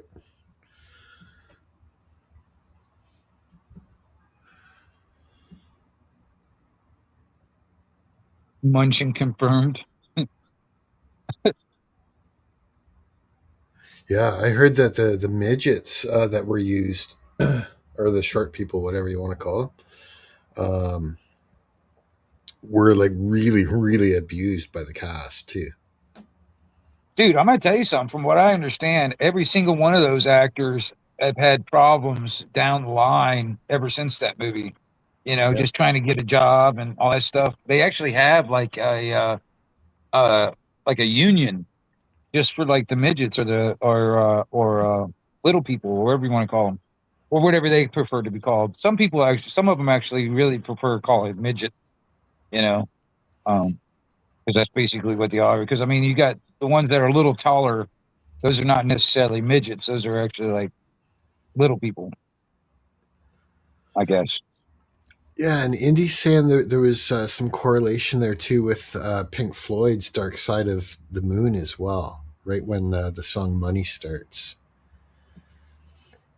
That's right. They've paired the two, "Dark Side of the Moon" and "Wizard of Oz." Right. Let me ask you. All right. 'Cause we were talking about this last night. Me and Virginia were sitting there talking about this last night. All right. Okay. When it comes down to the Wizard of Oz, all right, you got the Tin Man, you got the Scarecrow, and then you got the Lion. All right. Yeah. All right. I think the Tin Man needed a heart, and the Scarecrow needed a brain, and the Lion needed courage. All right. Yeah. Well, it encouraged basically the same thing as a heart. I don't know, but Right. I don't know. And I was trying to figure out, okay, if those three characters were symbolized or symbol of some kind, what would Dorothy and Toto be? You know what I mean? What would they symbolize in the story? You know, I don't know. I think it's supposed to, for the viewer, they're supposed to put themselves in Dorothy's, if you will, shoes.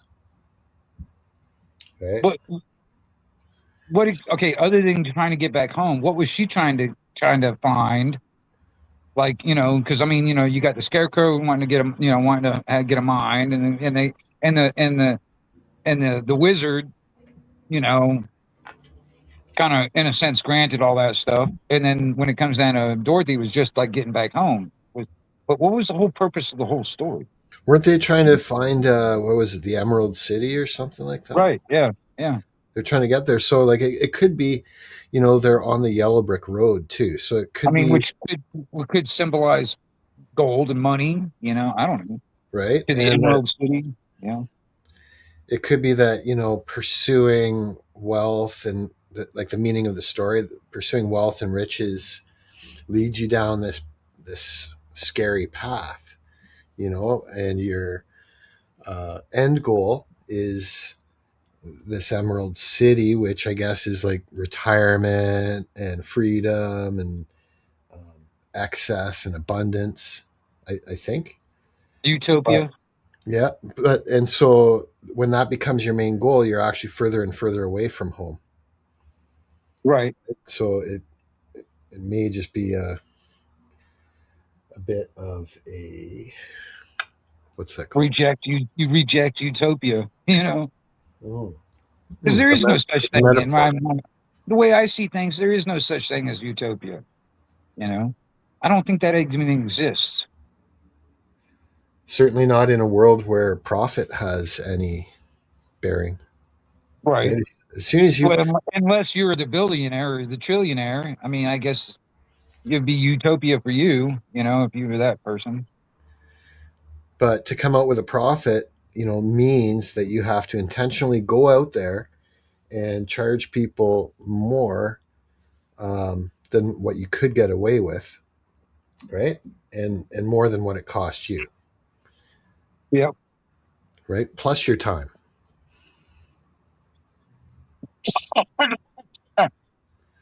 That's why I'm like so irritated. Like, you know, there's certain things that really that was this earth and everything on it is natural, you know, like electricity, like fucking water, like the the food that grows here, you know, naturally and stuff. This is all stuff that was put here by the creator, all right?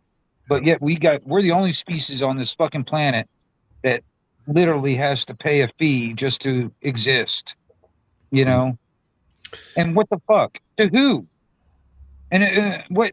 Why do we owe this person or these group of people? Why? You know? There's also Um, supply and demand, right? And I guess some of that supply and demand is man made, but a lot of it's just kind of natural, like for water, for shelter, things like that. well, see, I think even like the idea of like the resources are limited. I think that's a false narrative. You know, because the ones that want to have control over the all the resources, you know, they want to make everybody believe that there's a limited amount and they have to, you know, dole it out. You know, like ration it. It's only limited in their mind because they're greedy and they want it all. Right, So like there's right, not enough to go around. There's only enough for me. And even then that's not enough. right. Exactly. So, I mean, you know, I guess a lot of it has to do with like that mentality. I mean, I don't know how to eradicate that from the fucking planet, but you know what I mean. It's been in our mentality for thousands of years. How to eradicate thousands of years of programming. You know, it would take a while to do that, but where would how do we start? I mean, shit. You know, it's kind of like how I was saying earlier. It's like you know, it's like why does it seem like such a fantasy to you know be without debt? You know, be you know have electricity is free, um, water or food. You know, it, it. I don't understand why that's just such a fantasy. Yeah, I don't understand why they build roads that like completely fall apart and frickin' you got these sewer grates everywhere and this and that all in the roads. Like why do they design it like that? It's Well, I mean retarded. that brings me back. That brings me back to the ethanol. Yeah. It's like everything. Like why is the healthcare system broken? Why is the education system broken? Why can't they balance a budget? Why are taxes so high? Because there's no enforcement to punish them for not doing that. You know what I mean? Yeah, And that's the accountability. biggest problem with all governments. Period. There's no enforcement to force government to you know, well, especially ours, force government to obey the supreme law of the land and respect our natural rights that are supposed to be protected. You know what I'm saying? Yeah. Until there's actually actual punishment, they're good. They think they're untouchable, man, and in a way they are. which fucking sucks. Yeah. Yeah. Yeah. Which, and and I'm seriously trying to just really pay attention and worry about the things that I have control over, because there's so much out of my control, you know, and that frustrates me because I'm just one person and I really don't have that much influence. So, So I got a question for you. Let's say that you won the lottery tomorrow. Say you won uh 10 million bucks. Say you get 5 million after taxes and everything. What would you do? Would you hunker down and dig dig deeper where you are, or would you get up and go somewhere where there's more perceived freedom? well, um, okay. Well, I would definitely purchase some property, but it wouldn't be around here. Yep. I would definitely purchase something somewhere else, but I would try and beef up what I have here now. Hmm. I would also try and give some money to my mom so she wouldn't have to worry about money for the rest of her life, Nice. that kind of stuff. And then go from there. Because if I was to win the lottery for instance, I would definitely wouldn't tell anybody. You know what I Right. mean? Hmm. I mean, especially if I was to even buy the property that my uncle owns, because I mean, if he got the right price, he'd probably sell it. All right. And if I had the money, I would just go in, like I would probably I'd like start like a corporation or something like that. Yep. And that would be the name on the thing to buy the property. So he wouldn't know it was me that bought it. You know what I mean? I'd Yeah. do that. I'd buy that shit up, man. Just get the property that's surrounding me and shit like that, and all under a corporation name or whatever. And you know, and just continue. I would continue living basically the way I am now. Okay. I So you just wouldn't wouldn't. have to. I just wouldn't have to worry about like paying bills or anything like that. It would be paid for basically. You Okay. know, Okay. because So I'm gonna you, tell you something. If I had a shitload of money, I could I can buy my freedom. You know, and I think that's the biggest thing. The way the system is, you would literally have to buy your fucking freedom. You know, yeah. because that's all it is really. That's like you don't own property if you got to rent it every fucking year with the fucking taxes. So if you can find a way to eliminate stuff like that, but it would take money to do that. You know what I mean? It would take money to get certain stuff researched and whatever when certain things done and like I've even thought about like if I was to buy some property, what Mhm. I'd do is I'd actually instead of using um um regular currency like regular fiat currency, I would Right. buy it with gold and silver. Yeah. So it would have nothing to do with the Federal Reserve, nothing to do with them at all. It would be all private fucking, you know, exchange and all that shit. Nice. But Uh, it would just take money, and what would you do? I was just gonna say, Watt Life said he's staying right there in Georgia if he wins when he wins the lottery tonight, and there's gonna Yeah. be one heck of a meetup. Yeah, what would I do? That's a great idea too. Like I like your idea of buying some land. I wouldn't try to be snapping stuff up around here, but because I'm near Toronto, and if anything, I'd be wanting to move further away from Toronto. Well, So yeah. like for me, I find the summer a bit too hot. So I'd even consider like getting something further north, like even up towards Alaska for the summer, and then somewhere down south for the winter. Right. And then where I That am was at kind of now, yeah, that was kind of my idea also with the second piece. I was thinking more of something like maybe a piece up in the mountains somewhere, yep, and then because I mean I like it down here in Florida. I mean, the weather's, you know, been getting kind of crazy, uh, but what that's I would just beef up what I have right here now, Yeah. but then I would also make a second spot somewhere, you know, kind of like the bug out place. You know what I mean? Yeah. Yep. Because I mean, you know, I have ideas of, you know, if I had, because a bugging out is always a option to me. You know what I mean? Because I mean, you know, you never know what would happen where you have to fucking leave. You cannot stay where you're at. You know what I mean? So I'm always thinking that there's different places that I would go to, but you know, it's a long distance between here and there, and I have no idea. I mean, I know I'm not the only one who knows these places either, so I wouldn't even know if anybody else is there when I get there. You know, that kind of thing. Yeah. And if it And if you has have, go ahead. accommodations, if you buy a spot that has like a separate one bedroom apartment within the house, you know, a separate one bedroom apartment, then when you're not there, you can have it rented out for when you're not there. So you have, Right? you know, additional security that's right I on thought site. about that. You know, on that level, like a little B and B. You know, just have a little cabin. You know what I mean? You know, and just have like a little B and B when I'm not there. Yep, just to have someone there, like squatters are becoming a real thing too. You got to watch out for. You can leave a spot for a couple months, and people move their freaking furniture and everything, and moved all your shit out. Yeah. Well, that's what I got a gun for that.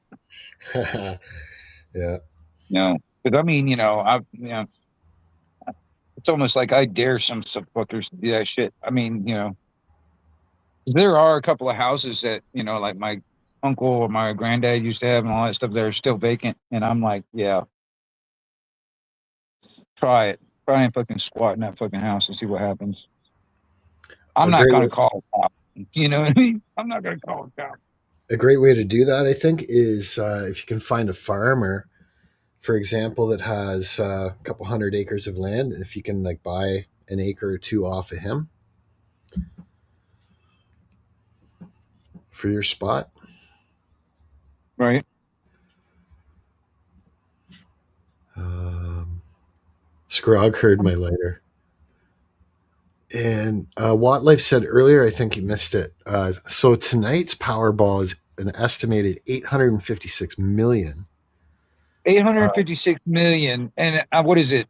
What is it? 40% that fucking taxes or some shit? Yeah. So he goes on to say, if you take a lump sum payout rather than like they usually try to annuitize it and just give you monthly payments or whatever. Yeah. Or you can But get if a you one say, lump sum, one of yeah, the if you two. say I want the whole freaking thing, thank you. He Yeah. says it's around 370 million before taxes. Now So that's only because it would, like if I was the one that here in Florida, the only taxes would come from the federal government because the fucking Florida doesn't do state taxes for winnings, which would be so like it would just be nothing but the federal fucking shit, yeah, you know. yeah, But metal for breakfast. I don't claim all that stuff. I don't really do all that shit anyway. So it's like, you know, it's not like I'm gonna sit there and tell them that I won something unless somebody else told them I did. I would tell my family, my immediate family. Mm. And the way I would do it wouldn't be by saying, "Oh, guess what? I just won the freaking lottery." I wouldn't tell them right away. I would make sure that it's all deposited and cleared, cover out everything that I want, but they would be like right at the top of the list, and I just cut out some checks. Oh You yeah. know? I mean, well, that's how I'd probably reveal it to my mom. I'd be like, "All right, I'm depositing a bunch into your fucking bank account, that kind of thing," and you There you know, go.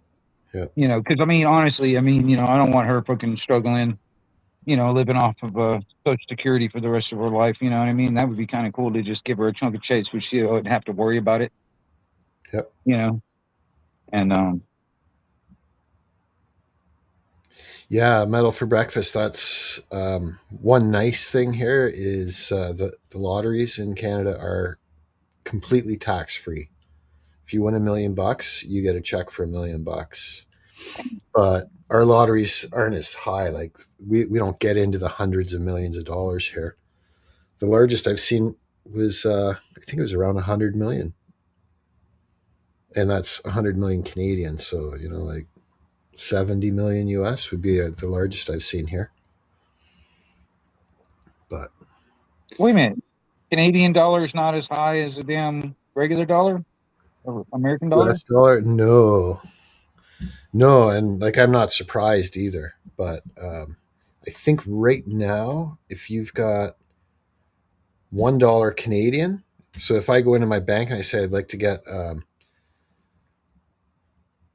change this dollar into US, I'd only get 70 cents. Really? Yeah. Okay. It's around that. I can check it out and tell you exactly. We'll see. So technically, well, actually, the Canadian dollar is higher than the American dollar is then. If So it's only 70 cents to a dollar Canadian. it's 72 cents. So that means one Canadian dollar will only get me 72 cents US. And if you give me a US dollar, for me to make that equal, I'd have to give you like $1.30 in Canadian. So no, the US dollar is stronger than Canadian.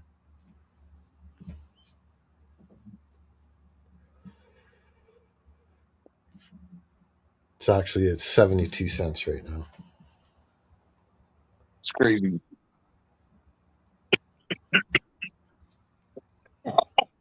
Yeah, I just looked it up at 72.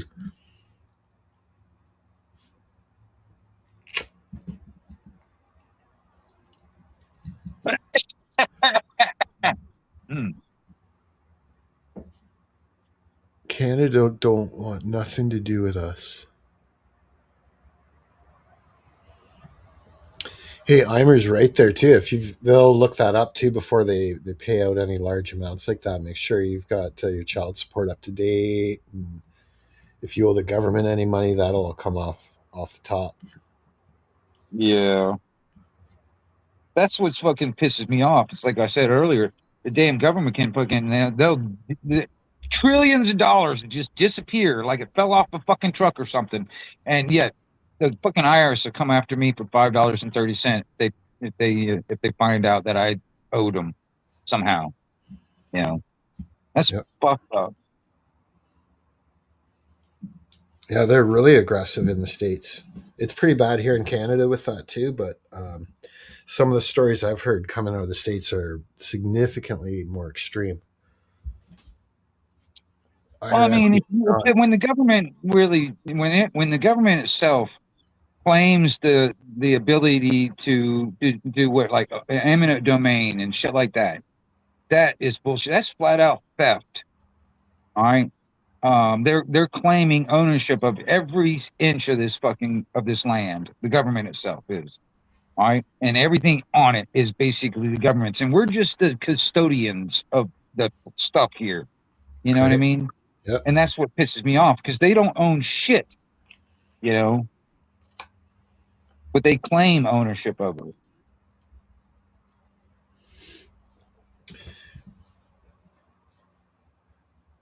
Right now, here, a lot of the land that we've owned, and the Canadians have owned, is basically getting expropriated and handed over to the indigenous tribes, the Canadian natives, Native Indians,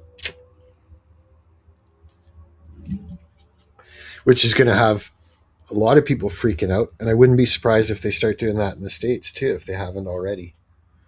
Because it's a situation where you could have subdivisions and whole lakefronts that are owned by people, and then suddenly the indigenous people take over ownership of that land that your buildings are on and that you've been paying Right. property tax. All right.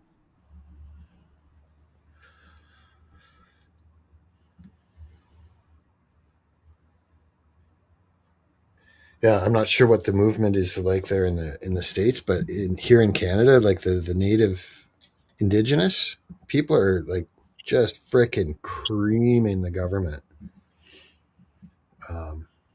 taking back tons of land that was taken from them originally, right? Metal, okay, without citizens, a country is nothing. Well, okay, no. Without citizens, a government is nothing.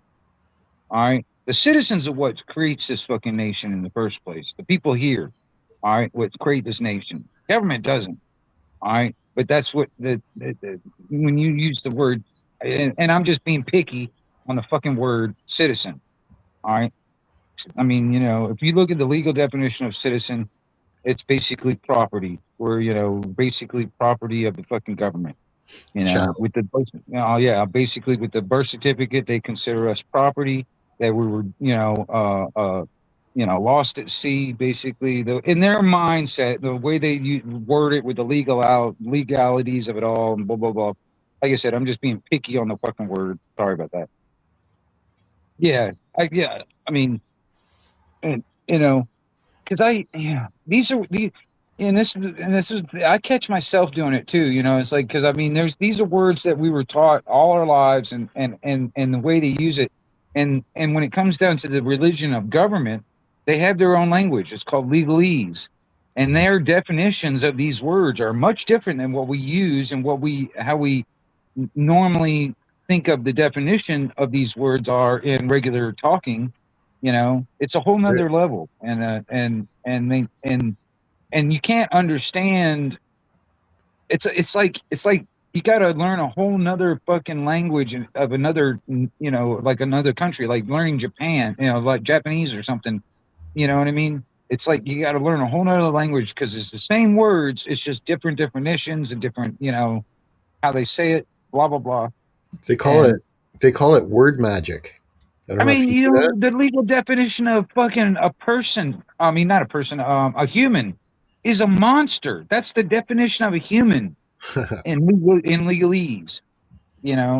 So if when they call you when they use these words in that aspect, if you, oh my gosh, it's almost insulting, because they don't look at us. They don't. The government itself or the powers that should not be don't look at the general people the same way because they're looking at it from that perspective with that mentality, you Yeah. know.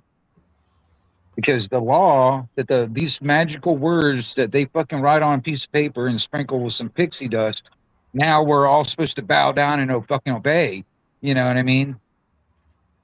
Or they'll use force against us. That's the thing. And it's like that's why I say it was like it's all built like a fucking mafia, all the way down from the police department all the way up to the federal government. It's the mafia fucking tactics, all mafia type training.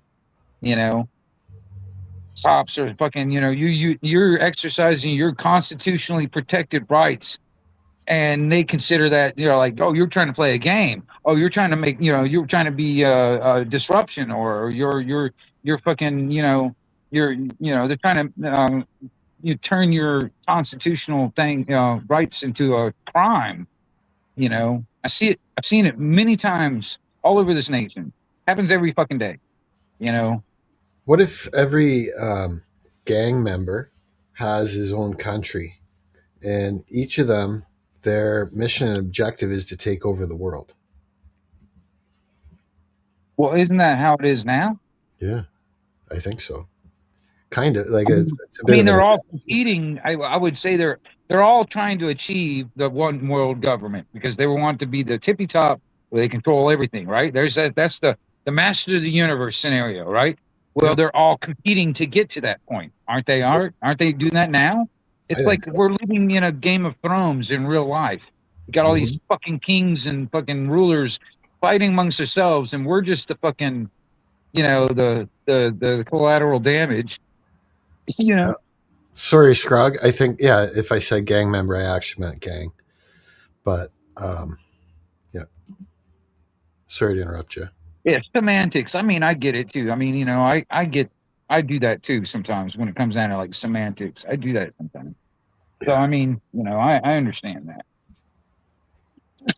But that's what it is. I mean, you think about it. You got these people that have so much power because they use force and violence to have that to hold that power. And when it comes down to like even in this nation, over generations, they've convinced us or convinced the majority of people that this violence against us is for our own good and for our own safety. You know, we must have this type of all these, you know, there's I mean, the average person just walking out of their house every fucking day commits 3 fucking felonies. All right. Really? They've got so many goddamn things on the books. It's like you're committing some kind of something against their fucking rules. You know. Yeah. I mean, you know, they're putting these flock cameras up everywhere. They're not just reading license plates, man. They're putting up them in the fucking parks. They're putting them up on walking trails. They're putting them up in fucking, you know, just regular, you know, just places where there is no license plate ever going to be ever seen. They're tracking people, all right, with, you know, and you know, that it just gets really. I mean, if you start looking like there's a map where you can see like where all the plot cameras are in the nation, and Florida is just saturated with these fucking things, and they're everywhere. I'm sure And they've been doing this in China for years and but years. that's the problem. It's like, why do we allow this fucking communist China type shit here in America? What the fuck, dude? I don't understand why we're allowing this to fucking happen. Why? Because I mean, you know what's next with all this fucking shit is, you know, with digital IDs, digital currency, with all this fucking, you know, this digital tracking and shit and all this other stuff. Next thing you know, it'll be carbon credit scores and you know, in the other thing, you know, like social credit scored. You know what I Mhm. mean? Oh, Yeah. you didn't stop at that damn red light. Next thing you know, they're going to send you a fucking ticket in the fucking mail, Yep. or you got a drone coming to your house dropping off a ticket. You know, is that the world? That's the China fucking communist shit. Why are we allowing that shit here? You know what I mean? And Well, I mean, you said it go ahead. before. They say it's for your safety and for your Right, benefit, but right. it's for control. For your own good, man. For your own good. What it I is, mean, every time they say it's for you, what they really mean, what the truth is, it's for them, right? So when right. they say this is going to help you to prosper, what you have to convert that you to me. This is going to Right. help me prosper. Right. They just switch it That's around. what I start thinking about, like these dudes that are fucking developing all this AI shit. You know, they're saying, "Oh, this AI stuff is inevitable. It's gonna, you can't stop it." You know, well, they're the ones that are fucking building it. All you got to do is stop, and then it will stop. You know what I mean? It's not inevitable. You're the ones fucking building it. Stop. You know what I mean? They've got a You know, race, a mindset I of know. what's a race, right? Who's going Yeah. to win the race? You Mm. know, to have the most powerful AI systems, right? Because they glean power from it. So, like AI is being used for a lot of good. There's a lot of benefits that a lot of people are already seeing, but that doesn't outweigh one's freedoms, right? Well, you know, like when they're using AI as like a surveillance and shit like that, it's like I don't see surveillance as safety.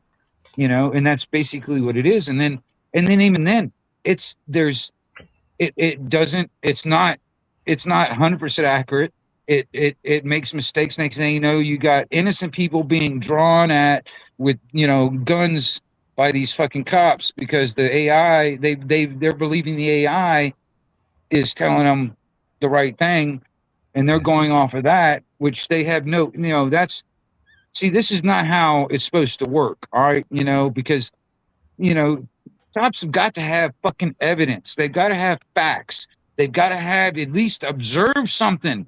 You know, they cannot take AI, which is it's not even human. It's like taking a fucking somebody's, you know, testimony of something what happened or whatever. That's secondhand knowledge. All right, you cannot use that as evidence or as probable cause. That's hearsay. And then using something that's not even fucking human. I wouldn't even say that would be hearsay because it's fucking not even human. You know what I mean? I don't know. And then so they're it's going toward that like Minority Report type of bullshit. Um, you know, um, and that's not what I want for the future. After I'm gone. You know what I mean? That's scary. Like, very, very difficult to try to visualize what it's going to be like in 50 years, let alone 20, because Oh everything. yeah, yeah, no shit, dude. No kidding. Dude, I thought about that. You look at the past 20 years. All right, you look at the last 20. All right, try to imagine the next 20. I've been seeing a Yeah. lot of videos popping up with the title being Take Me Back to the 80s and 90s. I had a lot of fun in those times. I have to admit. Yeah, me too. I still have a lot of fun now as well. It's like looking into the future, though, like the next 10, 20, 30 years. What's the future going to be like for the next generations? And that's part of the reason why I ask too, like if you consider moving somewhere else, because that's something that I would um, consider doing to get away from all of the oppressive government. Like there are other governments that are not I don't oppressive. really know if there's anywhere to go. I mean, honestly, I mean, where is there left? I mean, where does their tentacles not reach? That's you know, That's true. Yeah, their tentacles do. They go everywhere. It's I very true. mean, so I mean, unless we can, I'll put it this way. All right, have you've seen that movie? Was it Atlas Shrugged or something like that? Have you seen that show? No, no, I've not. I don't watch a lot of movies. Like who's John Galt? I don't know if that sounds familiar. Anyway, No. all right. Well, let's just say like the top minds decided to say, "Fuck it, we're not going to do that anymore. We're going to build our own place." You know. Well, they did. In this show, they built their own place, and they actually built a way where they can like, in a sense, camouflage even their location.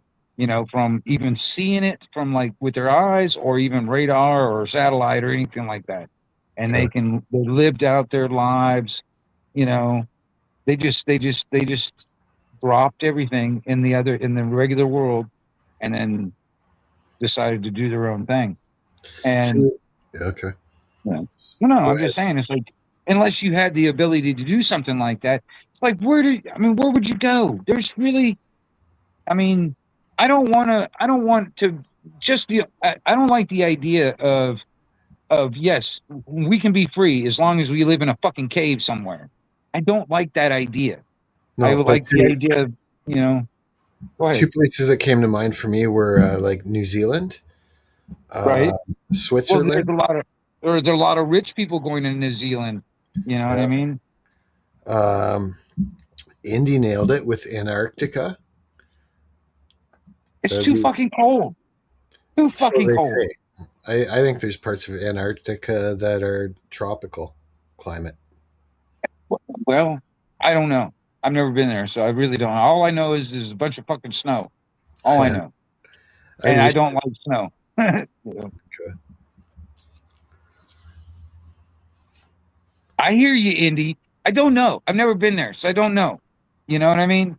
Until somebody actually, until we get our own independent fucking, proof that there's anything out there, you know, because otherwise all we have is what is put out there to us for the information that we know about these places. You know, I honestly think if put it this way, this is what I've said this to like some of these flat earthers. Um, the the the way I can prove that there is no like flat Earth and there's like a drop off an edge to the Earth or whatever is because there's not $1 billion fucking tourism industry going out to the fucking edge of the world so you can see it. You know what I mean? Just because that doesn't exist tells me that it is not a flat fucking. Yeah. It's a good point. I mean, seriously, everything. You know, even if they're trying to hide it, they would put a tourism place on top of it. So, they do that with archaeological digs. So they don't fucking keep digging and finding some good shit. That would probably break everybody's brain. They put a tourism fucking shit on there so they don't allow anybody to do any more as investigation or you know digging or anything like that. Exploration, yeah, Um, and they do yeah. have that. Alaska does have that. Mhm. They've got their tourist fucking center right there. Yeah, Or but that's just right there where you can like in the snow. I'm not talking about like Antarctica. the edge of the fucking planet. You know what I mean? Yeah, yeah. But there's also they only have it in that one area.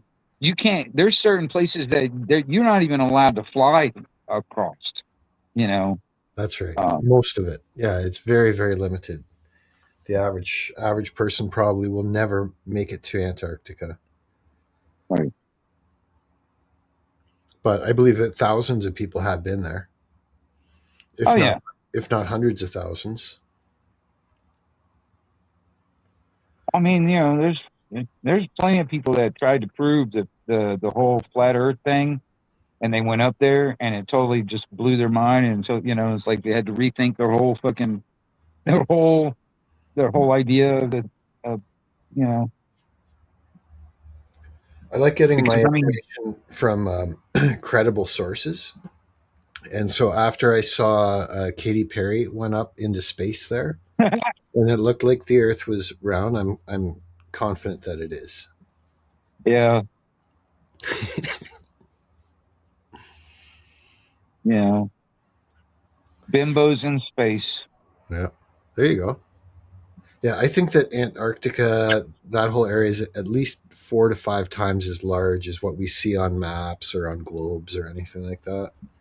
I think there's a Well, I mean, lot more there than what is shown. I don't really even think like if you look at a regular map of like a world map or whatever, I don't even think the countries are at scale. I think because they're showing like some countries are bigger than others, than they really are or whatever. Yeah, And so it's hard to tell. They're not really at scale. I've even heard theories. Now, this is just a theory, like one of those crack, wackadoo type, things. It's like actually the map. They were like if you're looking at a world map, hmm it's actually upside down. And that's the reality of how it sits. But that's all fucking crazy talk shit. I don't know. that's to get someone visualizing in their mind that in order to see it, they have to stand on their head. I think that's a mind like Right. a lot of this stuff is mind control, Right. in my opinion. What's up, John? Hey, Un and Johnny. Oliver Tree Smith. Okay, man, I got Yeah. to take another break there and make a visit to the fridge. Are you still going to be Temple. on for a bit, or what are you saying? Yeah, I'm bored, so I'm just like, I got nothing else to do. I'm gonna try and keep everybody entertained, I guess. And like I said, if anybody does want to jump up, man, I'll put it in there again. Now I think about it. Yeah, and if you're getting sick of me, feel free to boot me out. But I'm gonna No, no, I mean, no, you're welcome to hang out. okay. Because I mean, honestly, otherwise it's just me by myself sitting there trying to keep things going on with the chat. I'd rather have somebody bouncing stuff off of Okay, up here. You know what I'm cool. saying? So, Yeah, I'll be back in I don't know, 10-4, 3 to 5 minutes. 10-4.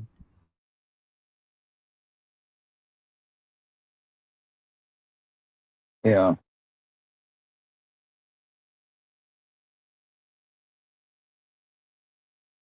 Don't forget the mustard. That's right. The, do you have any Grey Poupon?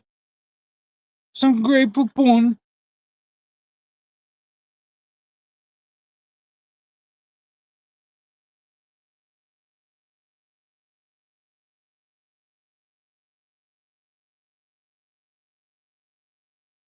Who is that?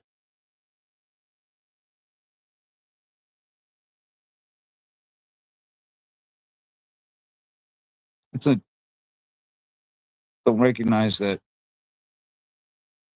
that that name. Is it Brazil's spider monkey and the Proverbs?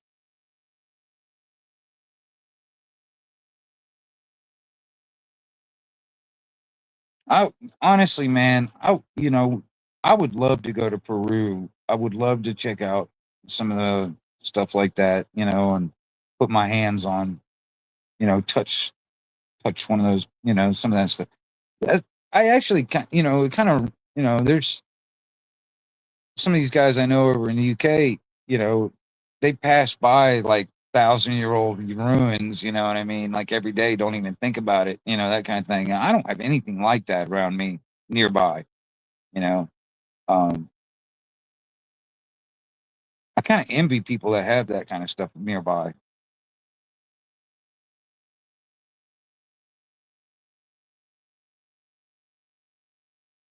because I don't have the means to go travel around to these other places. I would love to go to Peru and check that out, though. That would be something.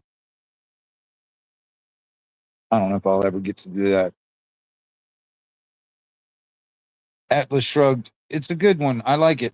I mean, who's John Galt? I mean, when it comes down to it, I mean, if we had the means to do that, as like a bunch of people that had like different skills and could build a community like that, and I mean, we would have to do it something like that where the tentacles couldn't reach. They couldn't get to us because otherwise the damn tentacles reach everywhere around the world, as far as I know. It's like so.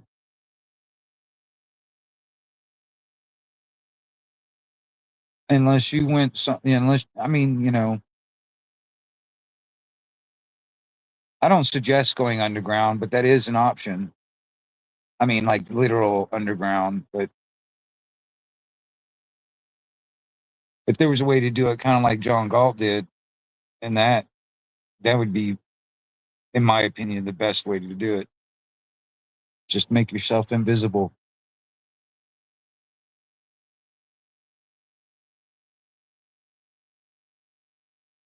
Because in reality, when it comes down to the system that's in place right now, what threatens that system is us becoming self-dependent, self-reliant, self-governing.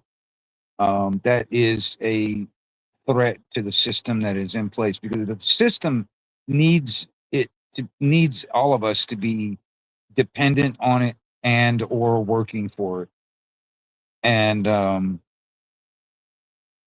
that and if it has you know the majority of people on that level, it survives, and anything that that is contrary to that is a threat. It's kind of like Joe Fells, man. I mean, he's mentioned many times on his videos, and it's still publicly known. He's mentioned many times that he was not suicidal, and I was like, there was a lot of things he was researching when it comes down to the Bible, when it comes down to free energy and all this other shit, and when just solar and all that. Trying to, you know, uh, you know, and it was quite possible. I don't know the details on Joe, but still, it's quite possible. I find it kind of sketchy in some ways. But there was a lot of stuff that was going on that the powers that should not be would want to shut him up. You know, I've seen it many, many times over the years. Not even in my lifetime, but stuff that's in before my time. All these people that try to bring in, something that would free us from that system. They get eliminated, and their technology or their thoughts or their beliefs and all that stuff get wiped away. That pisses me off. I mean, I'm not saying that's what happened to Joe, but I'm just that reminds me you know, because I mean, the man, he was in good health as far as I know, and I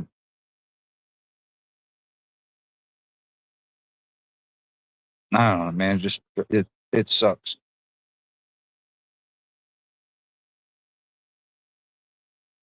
It's 10, 12, not 11. You're in the future. What?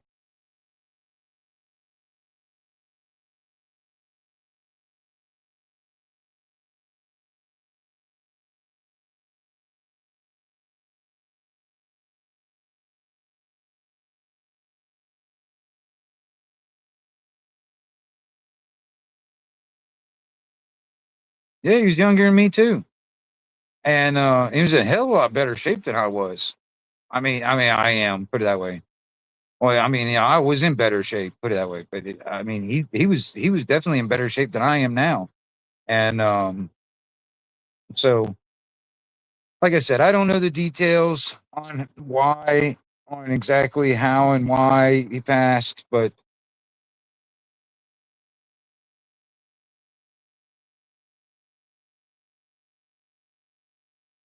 I really hope if it was malicious that the ones that are responsible get punished and get punished before they die, you know, so you know they they know exactly, you know what I mean?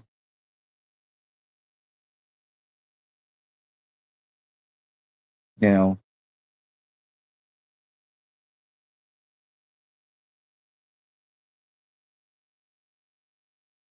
that's right. I am everywhere and nowhere at the same damn time. That's just, yeah,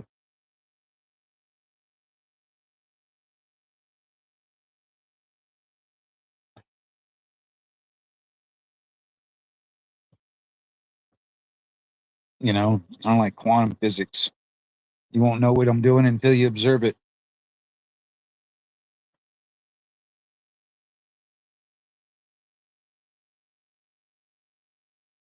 Punishing people seems almost irrelevant.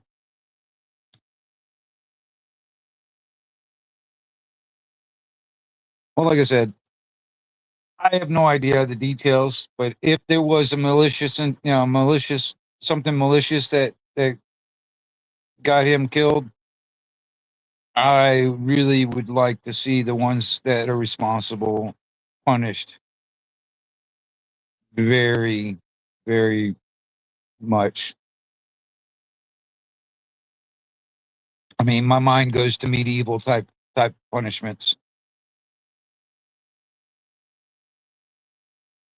because I mean, honestly, if God's going to do all the punishment, it's like I don't want to give him all the fun personally. You know what I'm saying?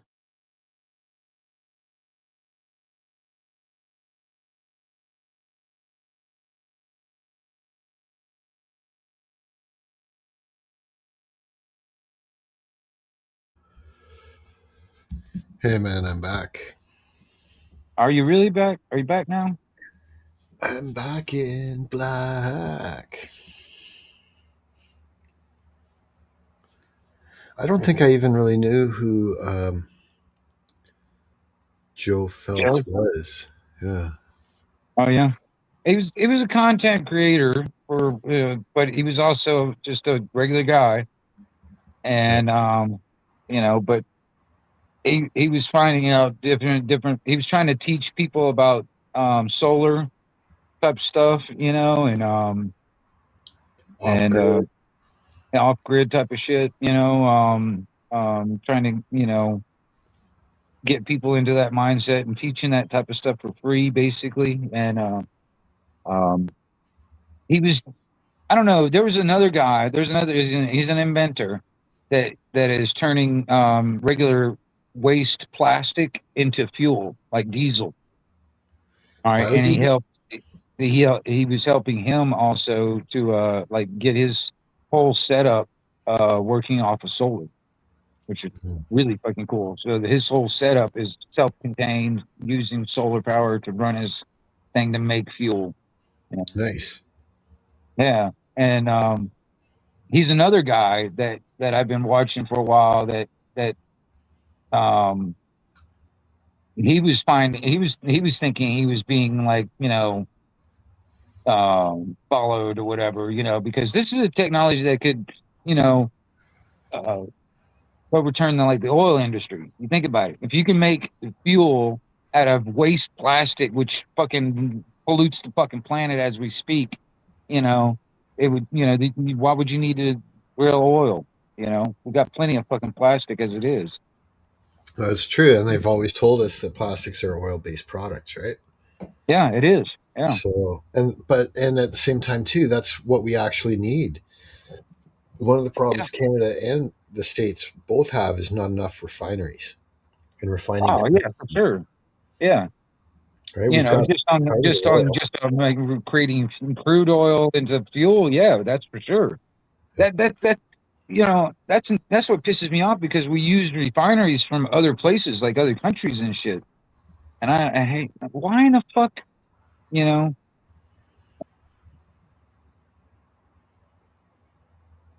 But I mean, if we could, because I mean, this is a worldwide type of a problem with the amount of plastic that's just all over the place is trash.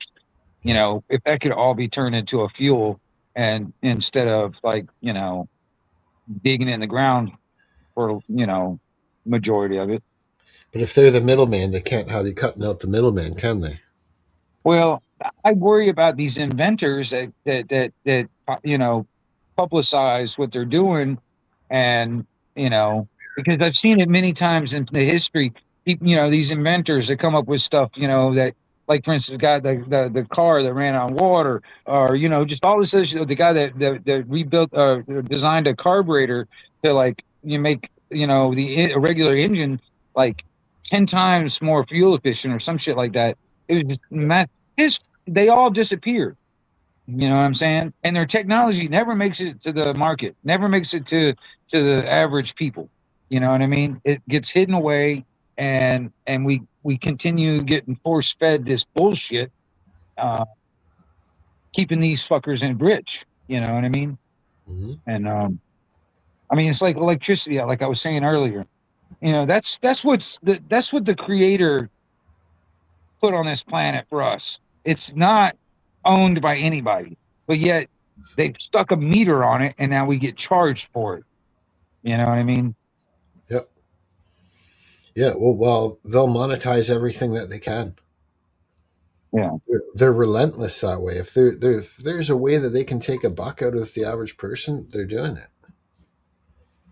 And even like if they have to give you $1, as long as they know in the long run they're getting $1.10 back, Right. right? They'll even do that to get anything they Right. can out of you.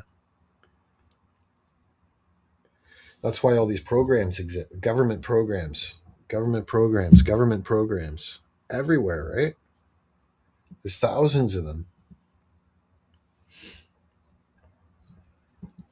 Yeah. It's just that redistribution of wealth on that end of it. That's like socialism.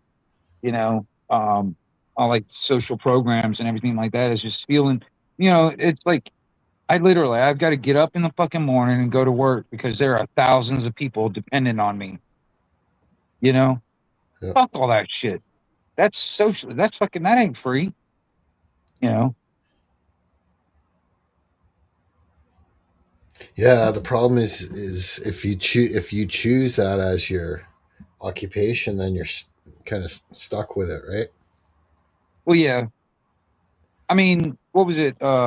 Got to pay the bills though, right? Everyone's Well, got that's the bills. thing. It's like, that's the thing. It's like that's part of the what. That's part of the thing that a lot of people have got to lose. If people didn't have anything to lose, they would be very dangerous people. To the system, to the governments, or the powers that be, powers that should not be. You know what I mean? Yep. Um, when people got a lot to lose, they don't do shit. You know, it's like okay, their job depends on it, or they're putting this whatever, whatever, whatever. It's like, well, you got to keep on going along to get along. You know, but that's how it's been for a long time now, going along to get along. What's up, Johnny? Hey, Johnny.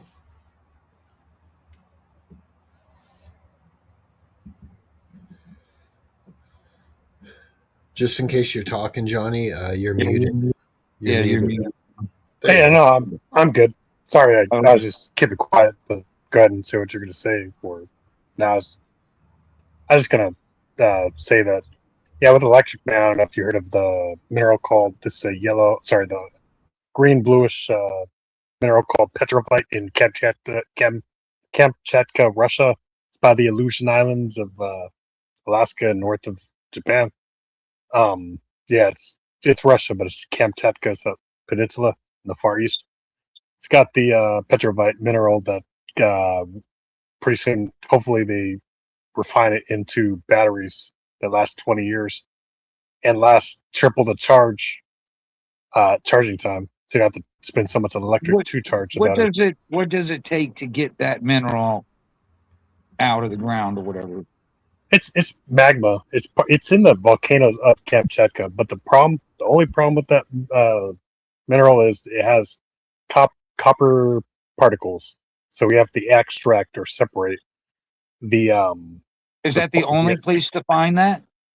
Is in that? Probably not. I'm guessing Alaska's right across. It's got to have it too. That's just my opinion. Well, the reason why I'm asking is that because that would be like a limited resource. You know what I mean? And whoever had control over that resource would have control over the batteries that you're talking about, for instance. Yeah, no, Alaska should have it, man, because it's right across from Alaska. You know, the island of Attu. I mentioned it in chat. It's like there's only like 2 people there or 5 people there. Um, it's it's warmer than mainland Alaska, so it's an island. But the only problem is you're going to deal with 16 hours or 17 hours of darkness and only 5 hours of sunlight for 6 months out of the year. But yeah, for that area. But yeah, Yeah. Alaska's got the same volcanoes, dude. I'm pretty sure the far east or west, the one by the Bering Strait, the part of Alaska that's by the Bering Strait, I'm sure that's got to have the same minerals, the same petrovite. It's But just I people mean, haven't. but okay, like when you comes down to mining that or extracting that, what is it like strip mining type? How would you extract that mineral? It's above ground, dude. It's you Yeah, just no, scoop it that's up. what I'm saying. So it would just be like a strip mine type of thing? It wouldn't be like tunnels. It'd be just like stripping it off the tops and shit and digging down But until there's no more. no, you just filter out. I don't know what part of the because you can't have copper particles in the petrovite because it won't hold charge if you have copper particles. So you have to make sure you filter out or extract out or separate the copper particles from the petrovite. So the battery lasts 20 years and it holds triple the amount of time But than what. what he's asking you though, Johnny, is what the type of mining extraction when they're taking it out of the ground is that mineral, is it near the surface or do they have to go way down for it? I don't know. It's right on. It's right above the ground, dude. It's pretty Okay. much right there. When a volcano shoots out, Yeah. they will produce the bluish greenish magma in that area. The reason why Kamchatka got the most is because their volcanoes are always erupting, dude. So that's why they got the most, petrovite, bluish greenish mineral. Okay, thank you Okay. for that. Well, I mean, yeah, I was just curious because I mean, I look at how cobalt and lithium are mined, and I'm just trying to picture how that job site would look when they're like trying to get this. Is it having to fight a live volcano trying to get this shit? I mean, is that what the job's going to look like? I mean, that's all I'm trying to picture in my mind. That's all.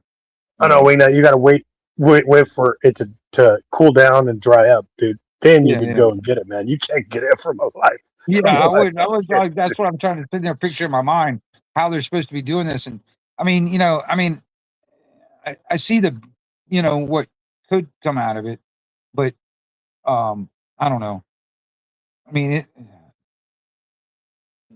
I don't know. So I think everywhere there's I think around, there's better I think there's better ways. I think there's a way that we can tap into the natural shit that's already around us, that this earth provides as it is. And I mean, we probably won't even need the batteries for storage of the energy, because it might. I don't know how the technology would work, but it's possible that instead of plugging a battery into my cordless drill, I have an antenna off the top of it, and that would I would generate all the electricity from that antenna. I don't fucking know.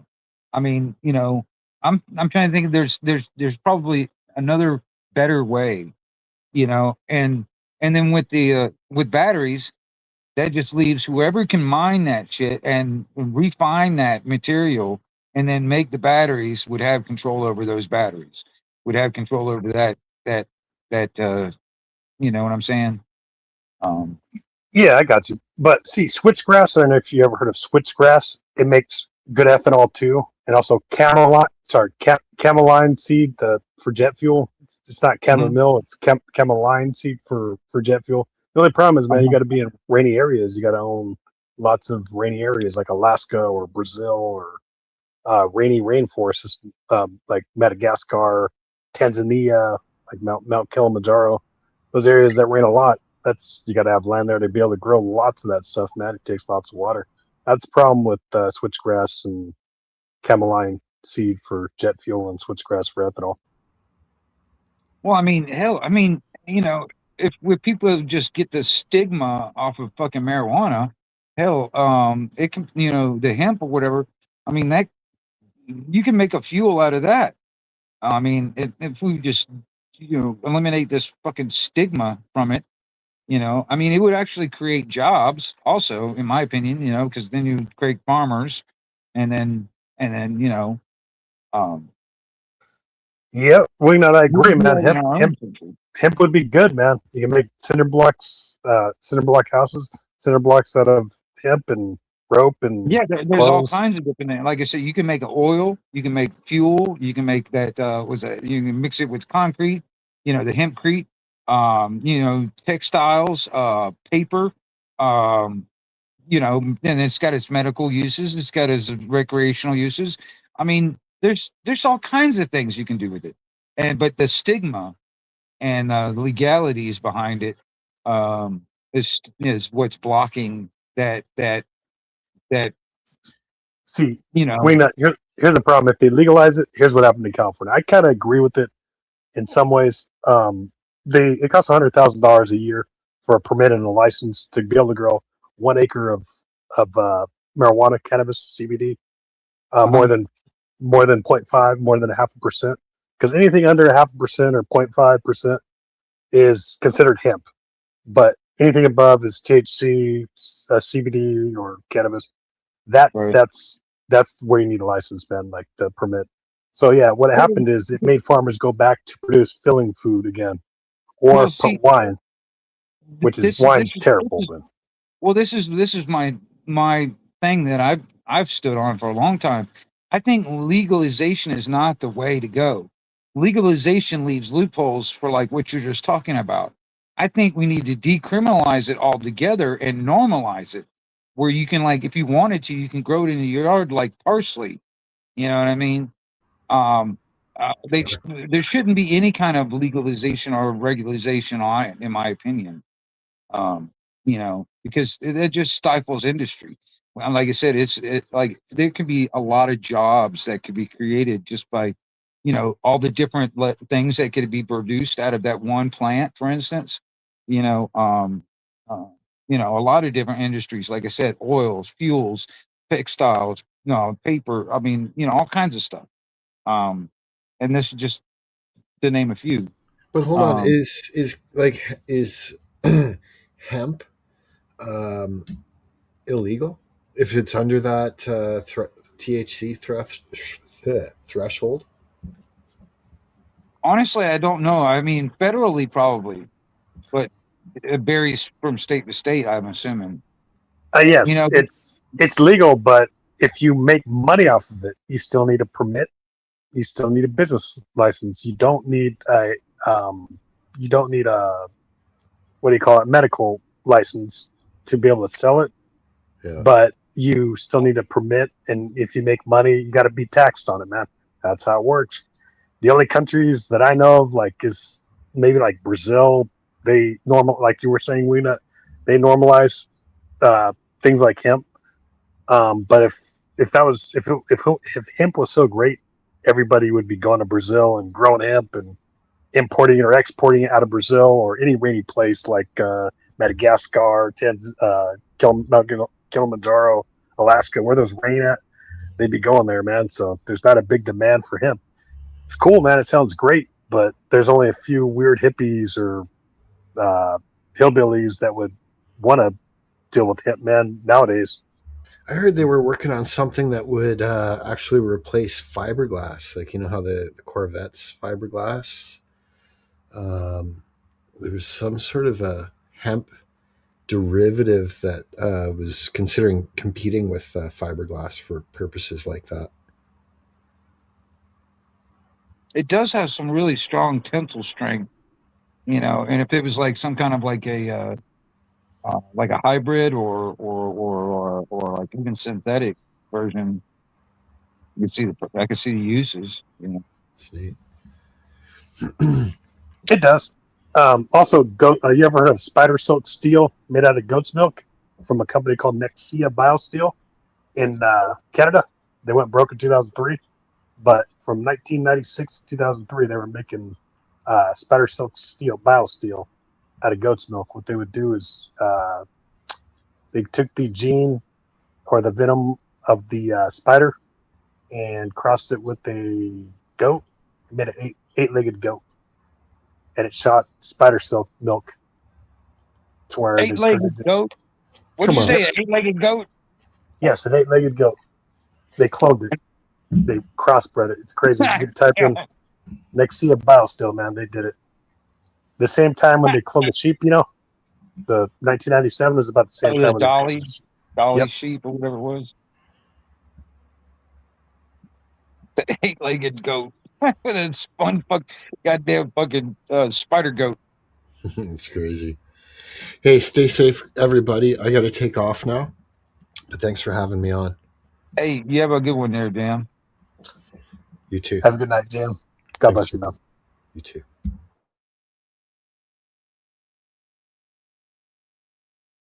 Spider goat, spider goat. Yeah, no, they wouldn't make a movie out of that, dude. That would be too freaky. And did they ever make one of the cloned sheep, man? That would be a good movie. No, they didn't. I don't think they did, but that would be something.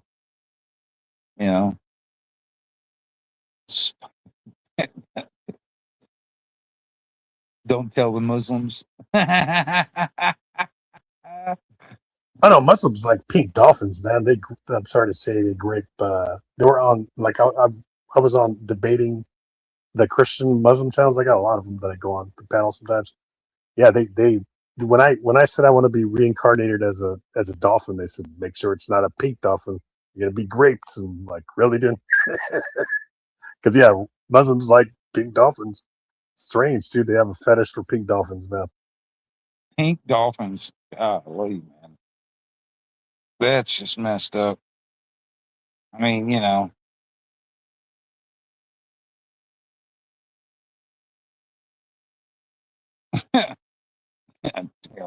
I met a guy. Now I don't know why he even admitted this, but I met a guy. He said, and I knew about his cousin. He had a cousin. I didn't know it was his cousin until he told me, but his cousin got arrested because he was screwing a goat. He got caught screwing a goat, and he was in jail for it or whatever. And it had to hit the news or whatever in the local area or whatever and stuff like that. But I didn't know. I was sitting there talking to this guy about it, and he told me he admitted he was his cousin. I wouldn't have done that. Damn, I would have disowned that boy from my family. I mean, don't get me wrong. I've made out with goats. They're they're funny animals. Their tongue is hilarious, but not like done nothing more than that. They're funny. But Evidently, man, you look at them goat's eyes, man, it's like, boy, you look pretty tonight. It's like, oh my gosh. Oh man. And these guys over there, these little whatever you want to call them, these dudes over there freaking messing around with goats and dolphins and shit. Next thing you know, they're gonna accidentally create some kind of mutant or some shit. You know what I'm saying? yeah, man, I don't know. They would crossbreed, like you crossbreed a That zebra would be with a pony, man. crazy. I know. Like there's a zonkey, a cross between a zebra and a donkey. It's just called a zonkey. And I'm like, well, next thing you know, you're gonna have like some fucking raghead fucking a dolphin and create some kind of mutant. That's where damn mermaids come from, I guess. That'd be nuts, dude. A mermaid, a Muslim mermaid, dolphin, dude. It'd be going, ah, la, la, la, la. You know what I'm saying? You see that off you're looking out there off off your deck of your boat, and next thing you know, you see this thing jumping out. Ah, la, la, la, la, la. You know, that's so fucking crazy. That is Yeah. that is funny. That is funny, dude. It would be scary, dude. You'd be shooting at it. You'd be like, ah, la, la, la. I could totally see that. Like, oh man, I mean, be like jumping around, it's like up and down. It's fucking crazy. No. I mean, that would be the. I mean, honestly, in this realm and all this craziness in this upside down world we're living in, I wouldn't put it past it. I mean, honestly, I mean, fuck, I don't know. Anything can happen, right? Anything could happen. After the cloned sheep and the spider goat in the late '90s, anything happened, man. Anything. I mean, hell, if somebody had some weird type of like crazy mad scientist type of shit going on, and they had the capabilities and the resources to just do something with this new CRISPR technology, and just, I mean, seriously. All right, now Johnny. All right, now, did you hear about that story? Like, well, I think it was in Afghanistan or in Iraq. It might have been Afghanistan. It was like during the Afghanistan and Iraq fucking wars and shit, where soldiers it was supposedly they uncovered what they think is the body of Gilgamesh. Did you hear that story? I did not. All right. Did you hear about the red-headed fucking giant that in Afghanistan that U.S. soldiers supposedly came up on? I did not really. Well, anyway, I was sitting there thinking about it. Now, if this is the real, true thing that happened, all right, Gilgamesh was a Nephilim, which is like a half god, half human. All right. Imagine what you can do with the DNA of a Nephilim, or if it was like an actual giant, which is probably a Nephilim that they found. And they, as far as I know, they killed it and transported the body out. But imagine what you can do with that DNA, especially with this idea that they had years ago about super soldiers and shit like that when they were doing all this cloning stuff.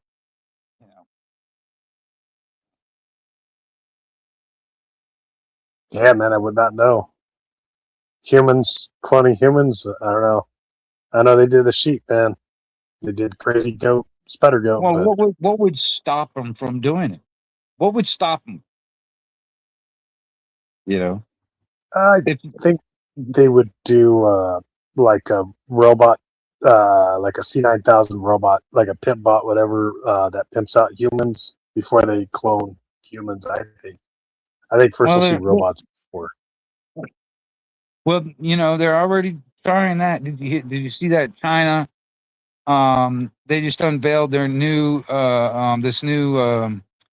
a humanoid robot that they're employing with this police department, and they call it the T-800.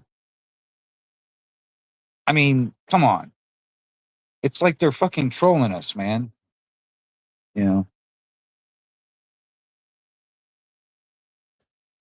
Yeah, man. T800.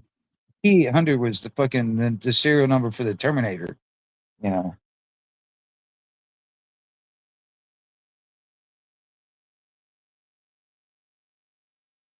Yeah, yeah. Another thing they're going to crossbreed is the gray parrot. I think the African gray parrot with a macaw bird.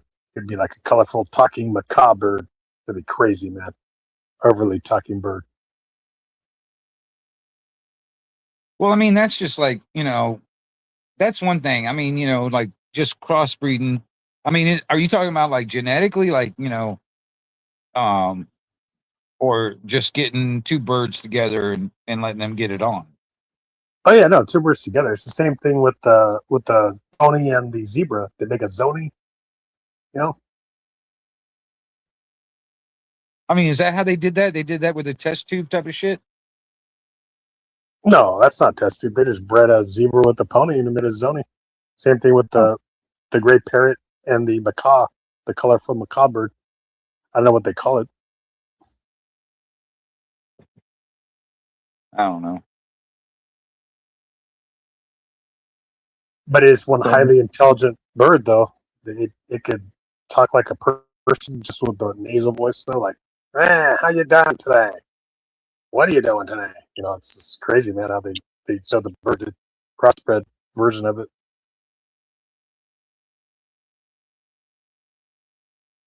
if you have enough money, you can make anything. I know. I mean, I started thinking about it. It's like if somebody was like, mad scientist type of shit, and fucking had the resources and like the laboratory, everything what would stop them from actually doing anything? You know what I mean? Cloning humans and or whatever, or even like just like even like those artificial wombs and stuff, growing humans from in a pod, you know, or grow. I don't even know if you would call them human. Would you even call them human?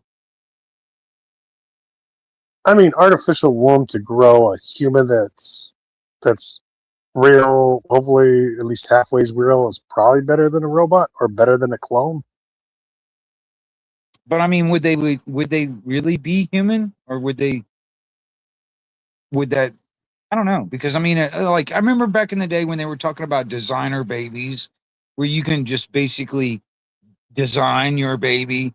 Oh, I want blue hair or blue eyes and blonde hair. You know what I mean?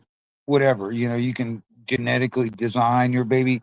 I mean, um, it's the same thing, but would you still call that a human? Uh, I would say so, man. I mean, it's kind of like a RoboCop version of a human, I guess. Yeah. Yeah. I mean, kind of like a copy almost. Kind of like a copy. I don't know. I mean, I'm weird about that kind of shit. Like clones and stuff. Do they really have a soul? Do they? You know what I mean? I mean, if they, I guess a human to me would be like one with a soul. I don't know. I I'm just mean, thinking out loud Dolly, now. Dolly the sheep, did it have a soul? The clone sheep? I don't know. That's basically the question. Yeah. I mean, I mean, um, Did the clone spider goat or the crossbred clone spider goat have a soul? It looked they like it both. because he could climb on the side of a window glass wall, dude, like Spider Man. Is pretty nutty, Oh, dude. come on now. I It just did, dude. fucking. They have pictures of it, dude. The only problem was No, man, I gotta it fucking only see this. lived, I gotta dude, see 2 days. I gotta see this shit now. I gotta see this shit now. Fucking eight-legged goat fucking climbing the walls and shit like a dick. Spider goat, spider goat. Yeah. It Where's only lived okay, 2 days, sit man. down. Had a heart attack and died, dude, or a brain stroke or something, dude. It didn't last more than 2 days.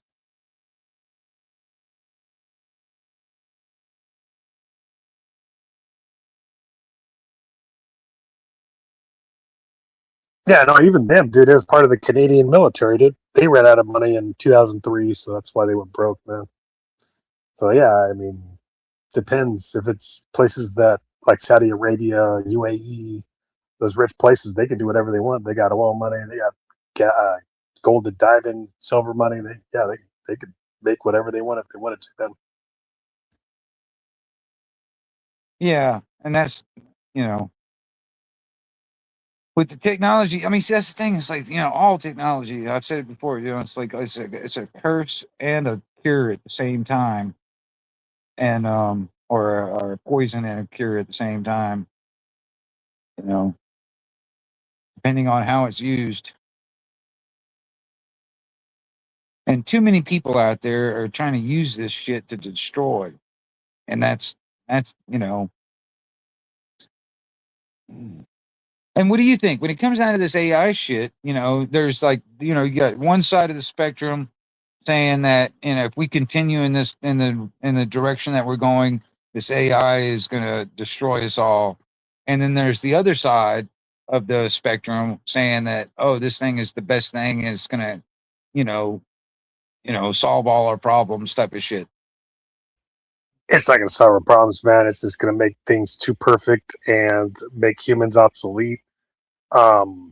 And take our water and our copper wire for houses, because I think we should keep the copper wire, because if we don't have copper wire and we go back to aluminum wire, like the old 1960s and 70s, or sorry, 1950s and 60s mobile homes, or the trailer park style mobile homes had, they heat up and trailer turns on fire, or they rust, they corrode, like Wildlife said. So we got to use the aluminum for pipe, probably just coat it with some chrome or stainless steel, whatever, and use it for water. Aluminum's the most abundant metal in the world, so just use that for water and save the copper. But another good thing, dude, that's going on here, I'm not trying to rat out people that are doing it, but they're distilling the copper wire and the batteries from AI centers that are going up to slow down the process. So we have, at least we got some time to not have so much AI getting built, slow it down, because it's going way too fast. Well, yeah, I mean, it's going faster than Supreme Court can keep up. You know what I mean? This shit, they're just putting this shit out there before, anything can be done about it in the Supreme Court. It's basically, we got to react to what they're doing. It's almost like they're doing this shit as the problem, because the end result is the pre-planned solution that they want to implement. So the problem, it doesn't matter what it is. So it could be the flock cameras, all the surveillance, and all this other shit in the data centers. That's part of the problem. The reaction that the people have is like, some of them going out there stealing the copper, and some of them actually up in arms, and it's like, oh, please, we need to do something about this. Well, then the pre-planned solution is what they really want to happen. So that's how they're playing it now. And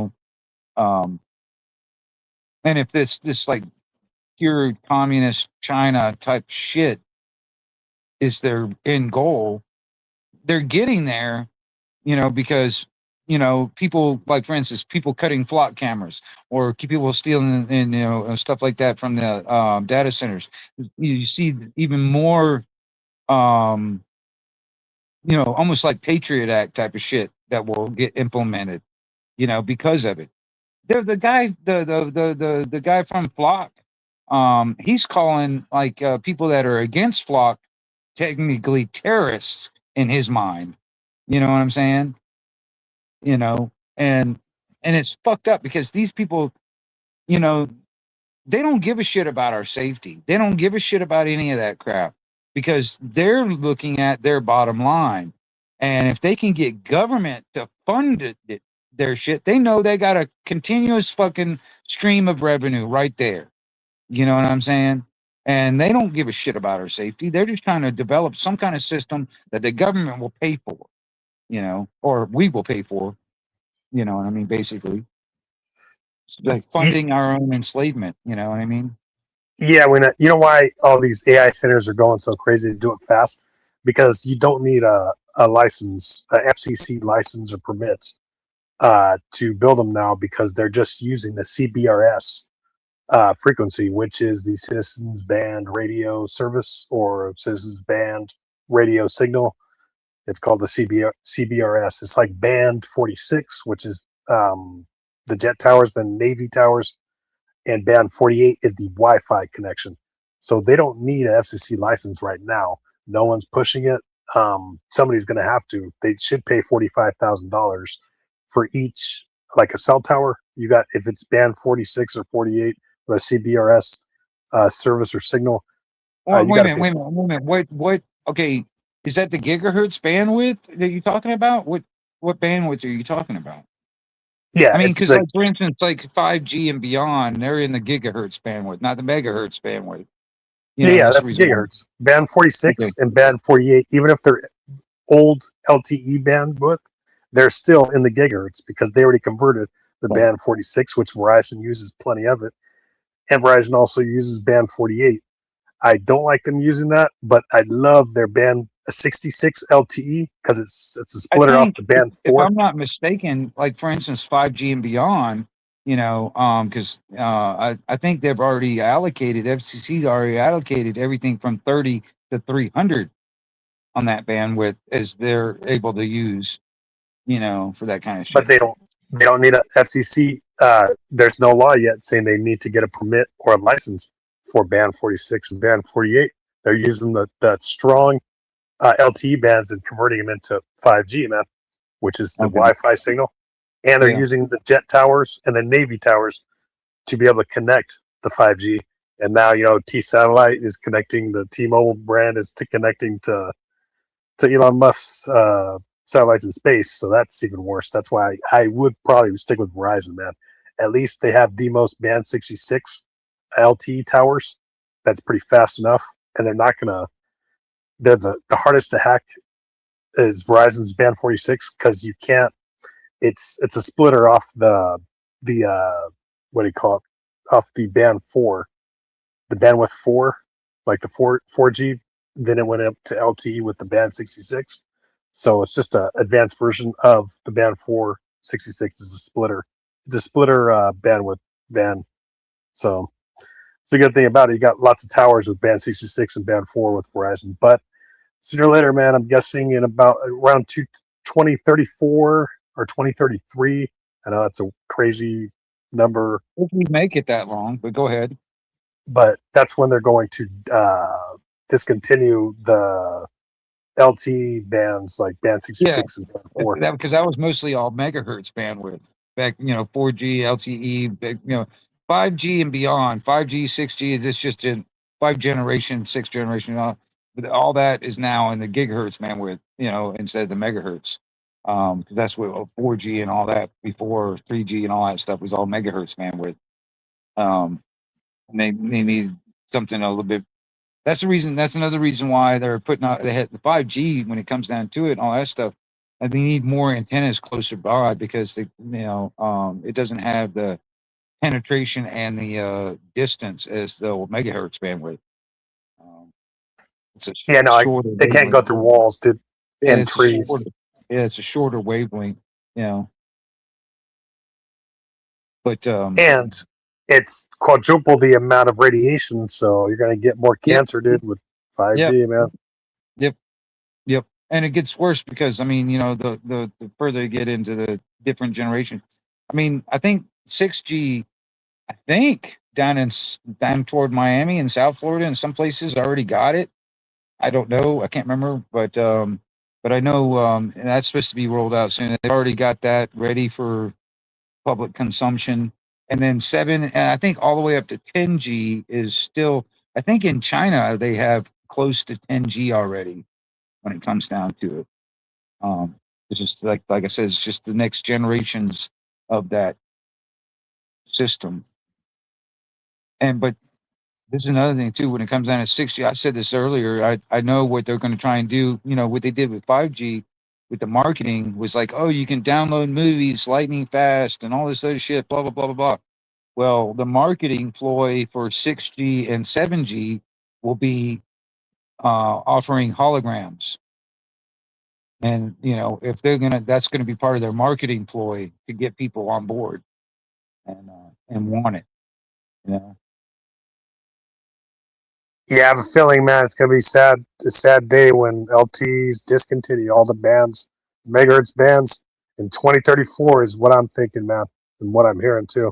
Because I used to work on cell towers, man, and I loved the LTE towers because they weren't that much radiation compared to the 5G now. Sooner or later, it's gonna be yeah. 6G, but yeah, I mean, I think it just leaves it open for other things to take its place, in my opinion, in using the same systems. It's like even me. I mean, I've got some basic rudimentary equipment where I can start transmitting my own analog television station.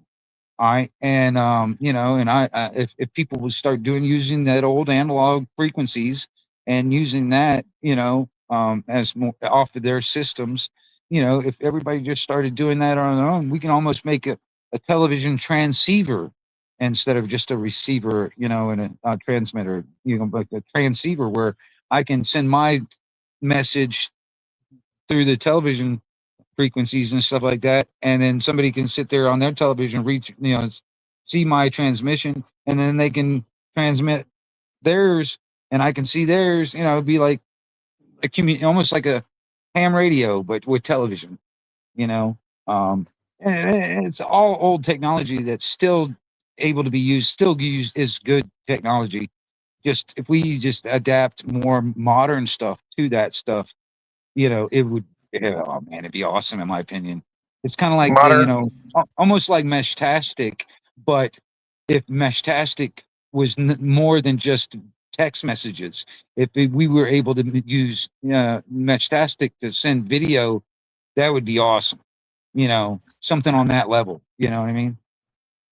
Yeah, I don't know if you remember the coast to coast walkie talkies with Nextel. They use band Yeah. 27. Yeah, the old beep beep. Yeah, I remember those. Yeah. Yeah, Yeah. they have a lot of cell tower band 27 cell towers from Sprint Nextel that are shut down. That's the kind of technology that we can use for ham radio, man. Oh, for Just sure. And it still exists. It's still there. Still available.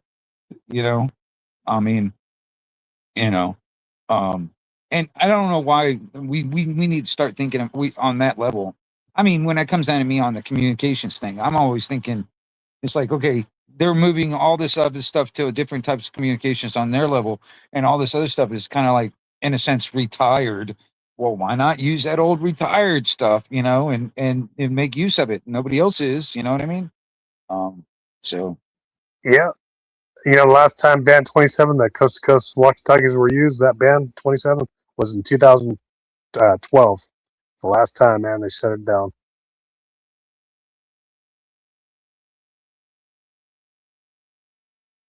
so I don't know how you much.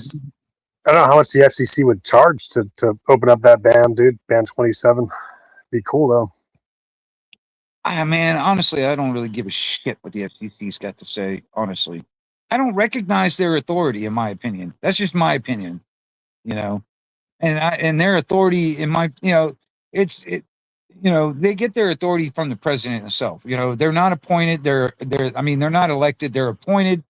It's just it's kind of like any of those other agencies. I don't see their legitimacy in their authority. So, um, and they don't own the airwaves, man. You know what I'm saying? They don't own it. All right. What did Cheryl? Cheryl says, when did you hear what Carl was talking about? The CB and was on there and couldn't find a channel speaking. Yeah, I mean, it depends on the time of the day or whatever, and the skip, whatever skip. Um, if you get nothing but Venezuela and shit like that, you're gonna hear nothing but Spanish and Portuguese. Um, Depending on what channel and what time of the day you are on there right now. Could you speak either, man? Portuguese or Spanish? No. I mean, I know basic shit when it comes down to Spanish. Basic, basic, basic. But other than that, I mean, I might be able to, like if I needed directions from somebody and they were like trying to tell me how to get somewhere, I might be able to understand them. But I mean, other than that, um, Yeah, I can understand it, man. I mix both. Sometimes it's a strange language when I mix both, but I can understand both, man. No, it's like when I'm talking, like when the conditions are right, and it's like all I can hear is like the West Indies and fucking Venezuela and shit like that. That's all I hear is nothing but Spanish and Portuguese, and and most of those people can't really speak English all that well either. About the only thing they know how to say in English is like it's like their call sign and 5-9, you know. Oh no, So, Wingnut, they know, don't be fooled, man. They know how to speak English really well, dude. They just don't want to, man. They're talking in right? code, That so you could don't be. Yeah, it understand. could be. It could be. What the fuck are you writing? Why? I'm gonna have to fucking stand on my head to read that. Can you? Okay, so just wait a minute. Can you unread this? Our what? Okay, fucking stand on my head. Can you understand something or other? The words that are coming out of my mouth. Oh, damn! What? He's probably singing the song from 1979, the I'm on a Mexican radio. Do, do, do, do. I think it's Walls of Voodoo. Dude, I've actually played that song when that's when like there's this one channel, one frequency that um uh, mostly all you would hear would be like South America type of shit, and I would play that fucking song on there just to piss some people off sometimes.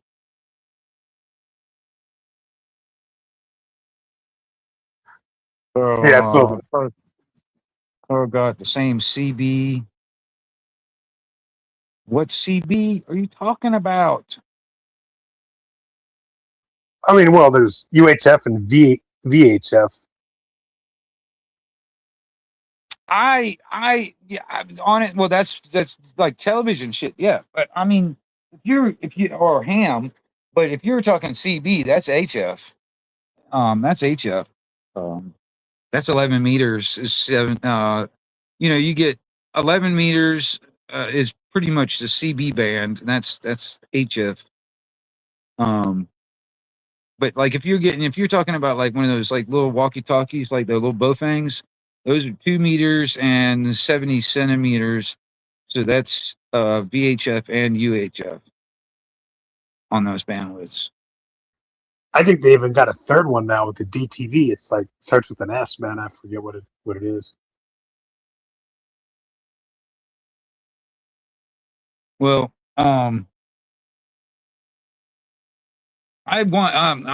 I'm wanting to get one. I just don't have the money for it, but I want to get this one. It's got digital mode on it because I want to use it for a scanner so I can listen to all the like the EMS, the fire department, the police department, all that shit because everything is digital now. You can't understand it with all the analog radios out there because it's all scrambled. And I like to keep it up touch. I used to be able to because when everything was still analog, I used to be able to just use the regular radio for a scanner and I can hear all that shit. But nowadays I can't. Now, I think EMS uses band 14 from AT&T, man. It's like its own band ever since Program. 2014. I think they've been using band 14, man. That's all. That's what AT&T's the master of is EMS signals. That's what you got, Indy, is a Cobra 19. Yeah, that's an AM radio. I mean, all right, basic CB stuff. But you know, I personally, man, if anybody out there is wanting to get into radio type of shit, CB stuff and all whatever, um,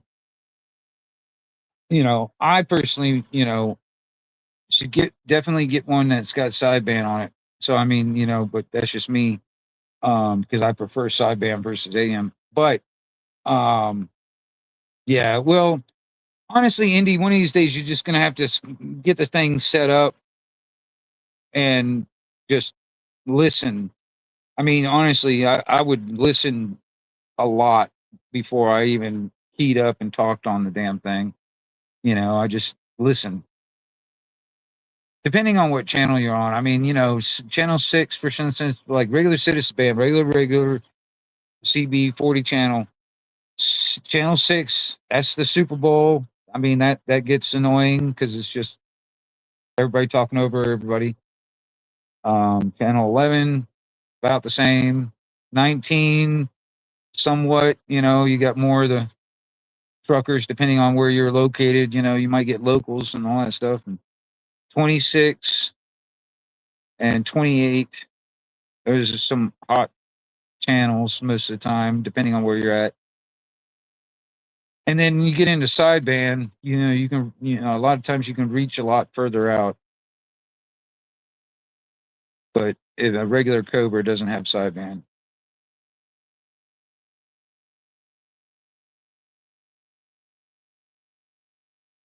But there's this one, it's called a Bearcat 980. It's a Uniden type radio, but that's like that's a basic bare bones, but it's got sideband. It's a decent radio. It's not that expensive. If anybody was wanting to get into it, I mean, eventually you probably want to get into sideband stuff instead of just AM. You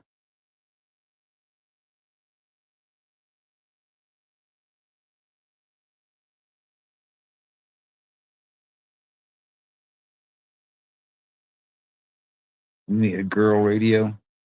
Just need a pink radio with a pink microphone. There's very few women on the radio anymore. It used to be a lot when I was younger. There used to be a lot more females on the radio, but nowadays there's very rarely. I mean, there are some still, but I mean, it's not as many as it used to be, especially in the CB. Philippines, man, they got plenty of females on the CB radio. I've heard that. I heard it. Honestly, man, hell, sometimes I can get, when I was talking about South America, I mean, there's this one taxi service. The dispatcher is this some chick. I don't know who she is, man, but she's the dispatcher, and sometimes the conditions are good where all I hear is that fucking dispatcher. All you hear is like key up every so often talking to her drivers. But you know.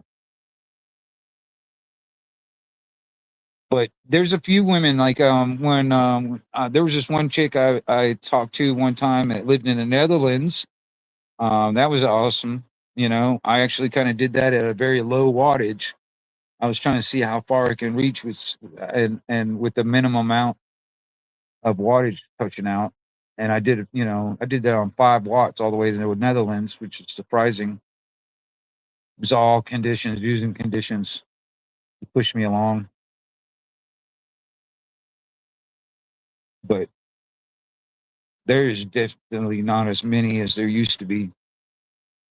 And it's kind of wild too. Nowadays, if a woman's voice pops up on the fucking radio, every guy is like elbowing their way to talk to them. It's so funny.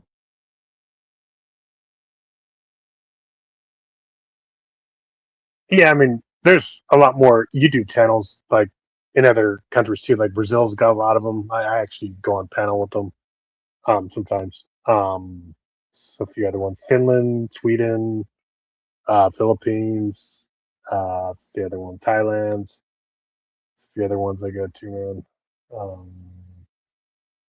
Bulgaria. Like, you talk to them on the internet, or are you talking to them through the radio? What are you talking about? On the internet, just panels, man. Oh yeah.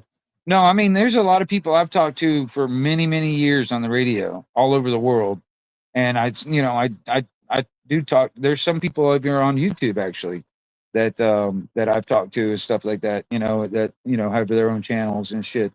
And but years ago, I used to be on Facebook, and we had our own radio groups and shit.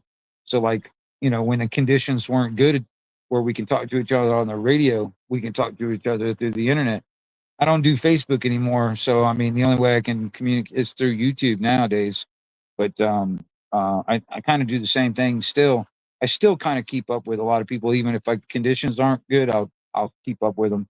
Still see if everybody's still kicking, you know, because a lot of times, man, I'm at Mother Nature's mercy when it comes down to the conditions. You know, it's like every 11 years, that's when conditions are good enough for me to get on the other side of the, over into UK or in Europe or in Australia, New Zealand, or some shit like that. Um,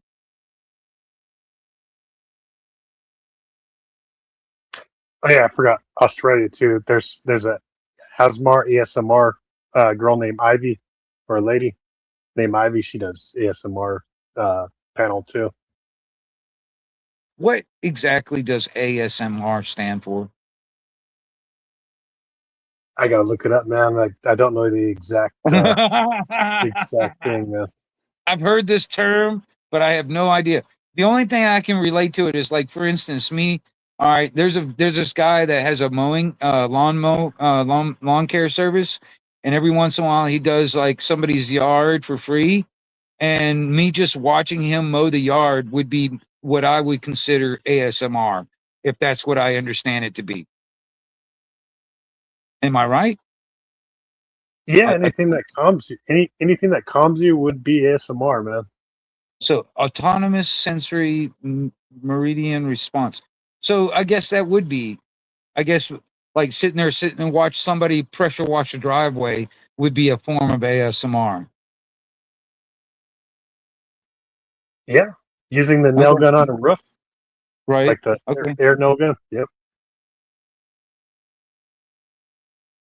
Because I do that. I mean, I'll watch a video of this guy pressure wash a fucking driveway. I don't know why I'll sit there and watch it, but I'll watch him, from fucking start to finish. Watch him. I guess that's a form of ASMR. I guess. Watching air hockey, man. Sorry, the table air hockey. That could be Yeah. ASMR too. Man, I haven't seen one of those games in fucking a long time. Really? They have competition in Idaho. There's a I American there League used Air Hockey there League, man.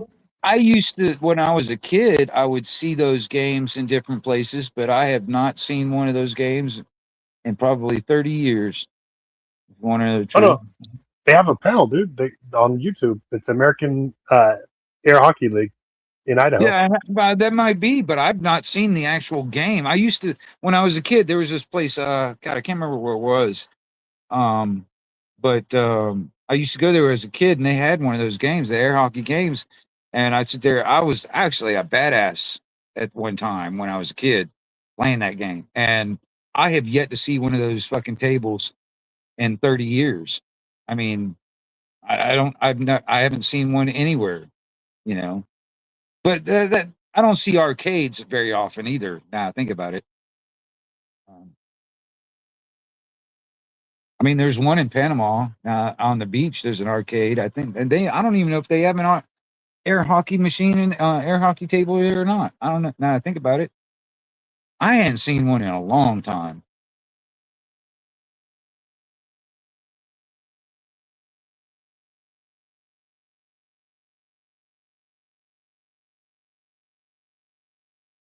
What are you guys talking about, Cheryl? What are you talking about?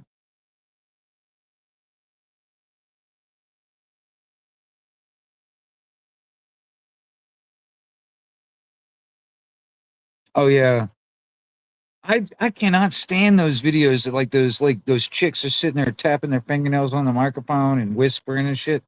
I cannot stand that. That's I don't understand why that's even a thing.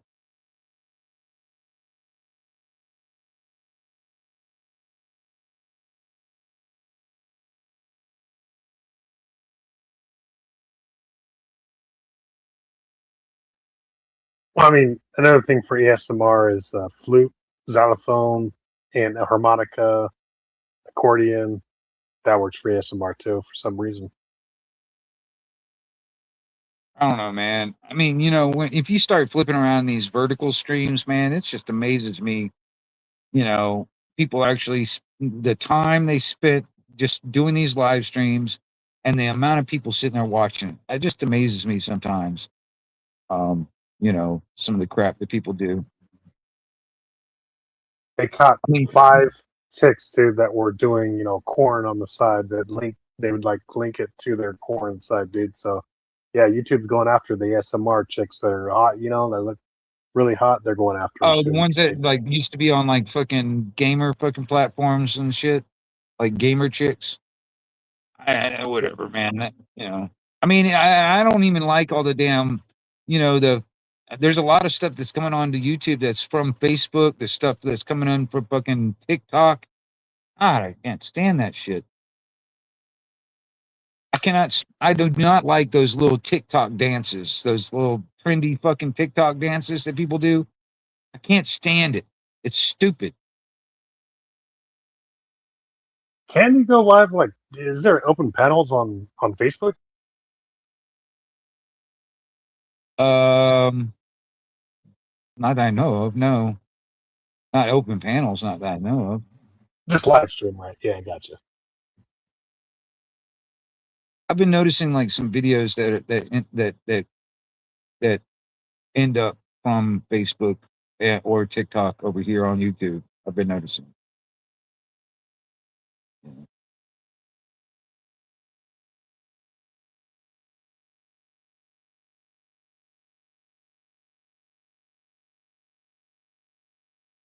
It's really a dude behind the screen. It's like, don't pay attention to the man behind the screen. Wing, how far can a CB reach if you don't have a huge antenna? Well, all right. Now, and that's a tricky question because I mean it depends on some things. All right. Like for instance, if you got like an antenna on the back of your vehicle, all right, for instance, all right, depending on your location and what you have around you, and depending on the conditions, it will depend on how far you can reach out. I would say on a general basis, depending on how much wattage you're pushing out, on a general basis, like a CB in your vehicle, you can probably, I don't know, maybe 20 miles. And that's, like I said, there's a few different, um,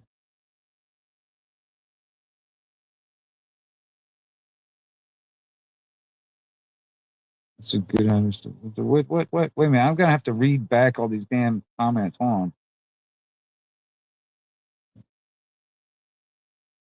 You had to post a TikTok ban. Okay.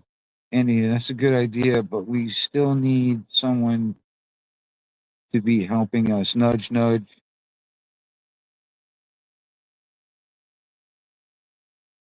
All right.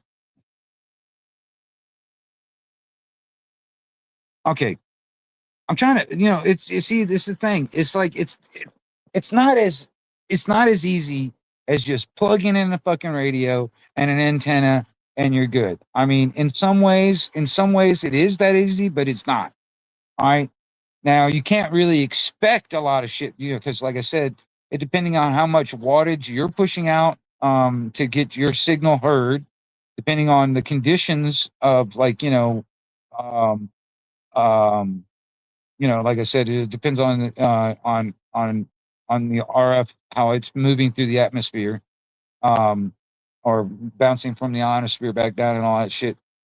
It depending on your location, it would depend on that. Also, like what obstructions you might have, like if you're on top of a hill or if you're in the bottom of a fucking hole. Depending on that, on how far you can get out, there's like a few different things that that would be a consideration on how far you would get out. I mean, I can't make a general, um, a general type of, okay, you're gonna get out this much. It's like that's what pisses me off about like those walkie talkies that you can get at like Walmart in those vacuum packs. And they claim that you can get like 5-mile range. That's bullshit. That's controlled optimal conditions for that. to even happen, and that won't happen. So I mean, there's not really anything that you can just generally. I mean, you'll get like for instance, I mean, a CB on a general space. I mean, I'd say probably 20-mile radius. All right, that's on generally. If you're pushing out 5 watts or a little bit more, probably most likely you would want to push out a little bit more than 5 watts, because really you're not going to get very far out. I mean, you'll hear a bunch of shit. I mean, because you'll receive stuff from everywhere, but transmitting, that would be a different story on how far you would get out for other people to hear you. You know what I'm saying? That's why I say when it comes down to like an antenna, if it's just like a simple like a whip antenna on the back of your fucking vehicle or something, that's I think a regular whip antenna is like a quarter wave antenna. So it's not very long, but it's not the biggest, it's not the full wavelength. So it's not a very big antenna, but that'll still get you out quite a long ways. And like I said, if you were sitting on top of a hill somewhere, you'll get out further. Um, I've used a trick where I've connected my ground, which is basically connecting the truck to and connecting it to the bay. I would just hook a tow chain to the bumper of my truck and then throw the other end in the bay into the water, and all that water became my ground plane. That actually pushes my signal a lot further, and just using that. Also, the receive comes in a lot better too. So there's little tricks, but I mean, but you also, I mean, there's also you got to think about who you're going to try and talk to. All right, now if you're just trying to like talk to random people on the fucking radio, that's one thing. But if you're actually trying to communicate with a specific person, you're going to have to work out something with that specific person. And you guys are going to have the same kind of radios that do the same, or whatever. And then figure out, like, if you needed to talk to so and so, like, that may be in your county or something like that, you got to figure out, like, okay, what do I need to be able to talk to them, you know, um, and vice versa. You got to think about who you're going to talk to.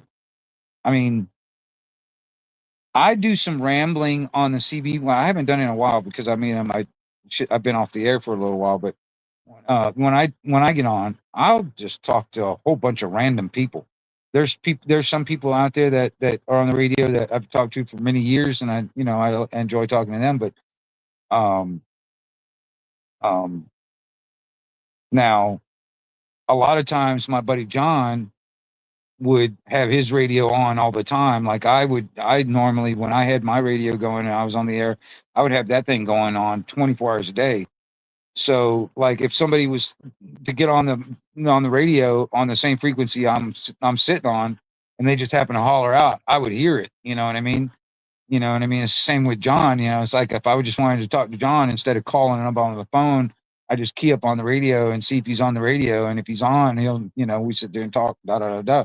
But that's, you know, because we've got it set up to where we can at least hear each other. And we're probably like 40 minutes away from each other as the crow flies.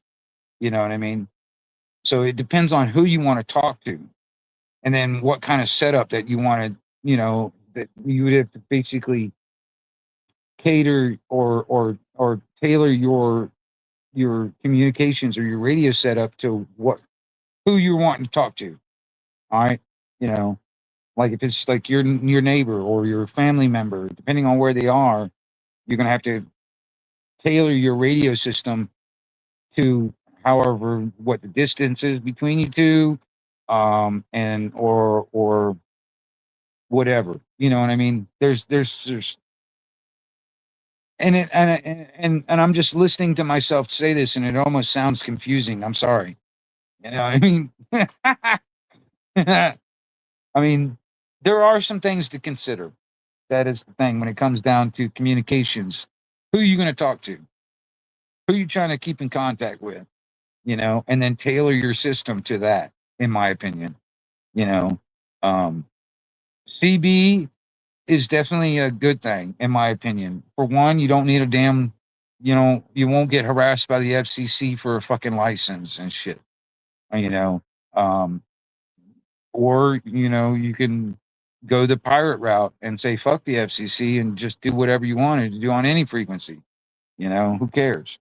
I mean, otherwise, the only way they're going to find out anyway is if some tattletale tells on you, and then they're going to have to spend some money and then find out who you are and all this. It'll take a lot of things, but even then, I'll tell you this: when it comes down to, just last year, just this past year, um, not a single person has been fined or prisoned by the FCC for some crazy broadcast or something like that. You know what I mean? Zero. So I don't really give a shit about the FCC. I don't care. You know, the FCC is I don't recognize their self-proclaimed authority. But to each their own. Some people are like, well, maybe I should get a ham license and blah blah blah, whatever. The way I see it personally, I don't register my fucking guns with the government. I'm sure it's not going to register my speech with the government. This is how I feel about it. That's my opinion. I would look at it. You know, and because they don't own the airwaves. That's how I see it. They don't own the airwaves. I don't care if they claim, you know, this or whatever. I don't care. But the airwaves are. It's what the creator provided for us, and we should not be renting it from someone or gain permission from someone to use it.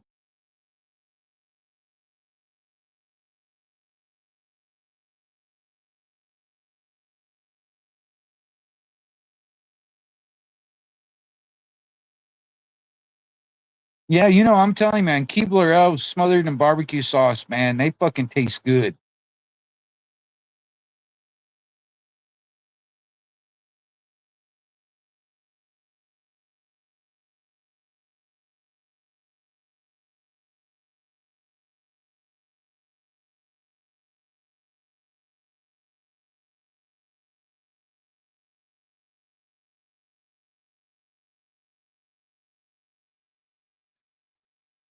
Hey, Wingnut, do you see what Wildlife put? Never call the wrong number. You answered the wrong phone. That is funny, man.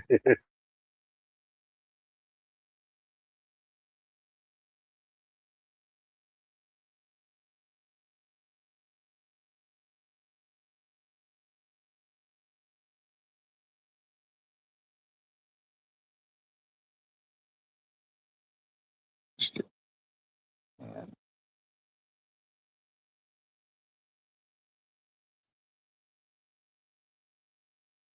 Mm-mm-mm. Well, you guys, I think, okay, in 5 minutes, that'll be a 4-hour deal, which, what I'm thinking about doing is I'm going to open up backstage. And if anybody wants to come back, I'm going to put the link in now. Now I think about it before I forget about it. And I'm going to do that instead.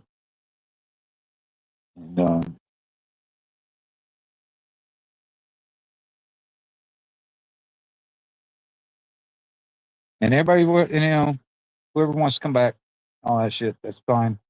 But like I said, I'm going to probably in about 5 minutes, or like no 4 minutes actually, 4 minutes. I'm gonna go ahead and shut it down and go backstage and hang out for a little bit longer down there. And feel free, if anybody else is bored, come on back. Because I got nothing else to do. I'm just like fucking. I'm bored as hell. That's the reason why I started this, because I was like, there's nothing on YouTube to fucking. I didn't really nothing I wanted to watch on YouTube. Um, None of the movies that I want to watch are free, so I'm bored.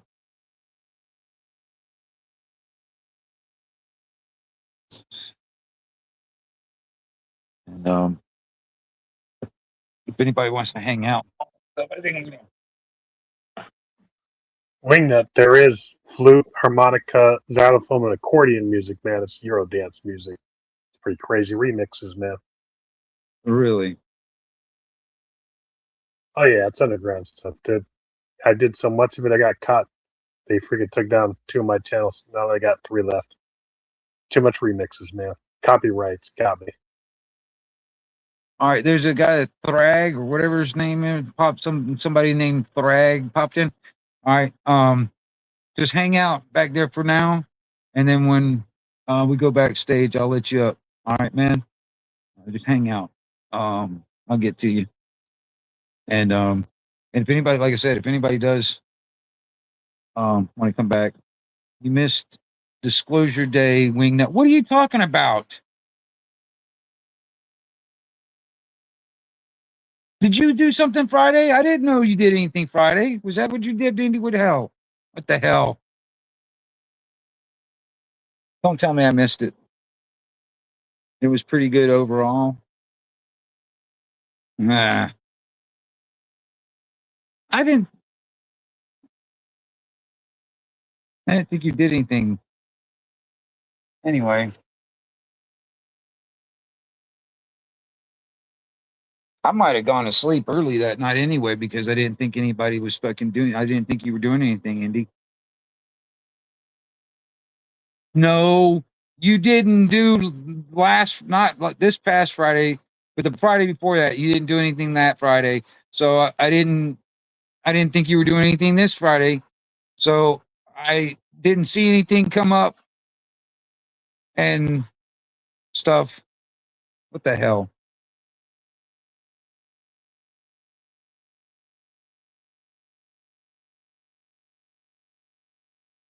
Ah. Anyway.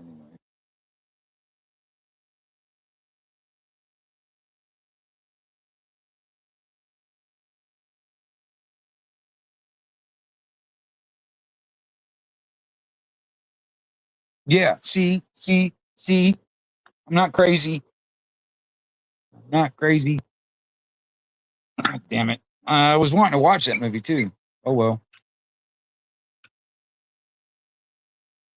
I don't know. If anybody does want to come back and they have the ability to share anything, uh you're welcome to come back. I don't have any way of sharing anything, or I would. I would love to be doing movie nights myself, but I can't.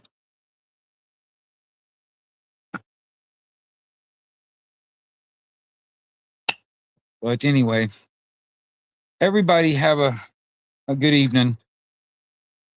This is the 1122 Wingnut Radio. I have here for Anarchy Television. And Johnny here also. And y'all have a good one. If anybody wants to come back, hit the link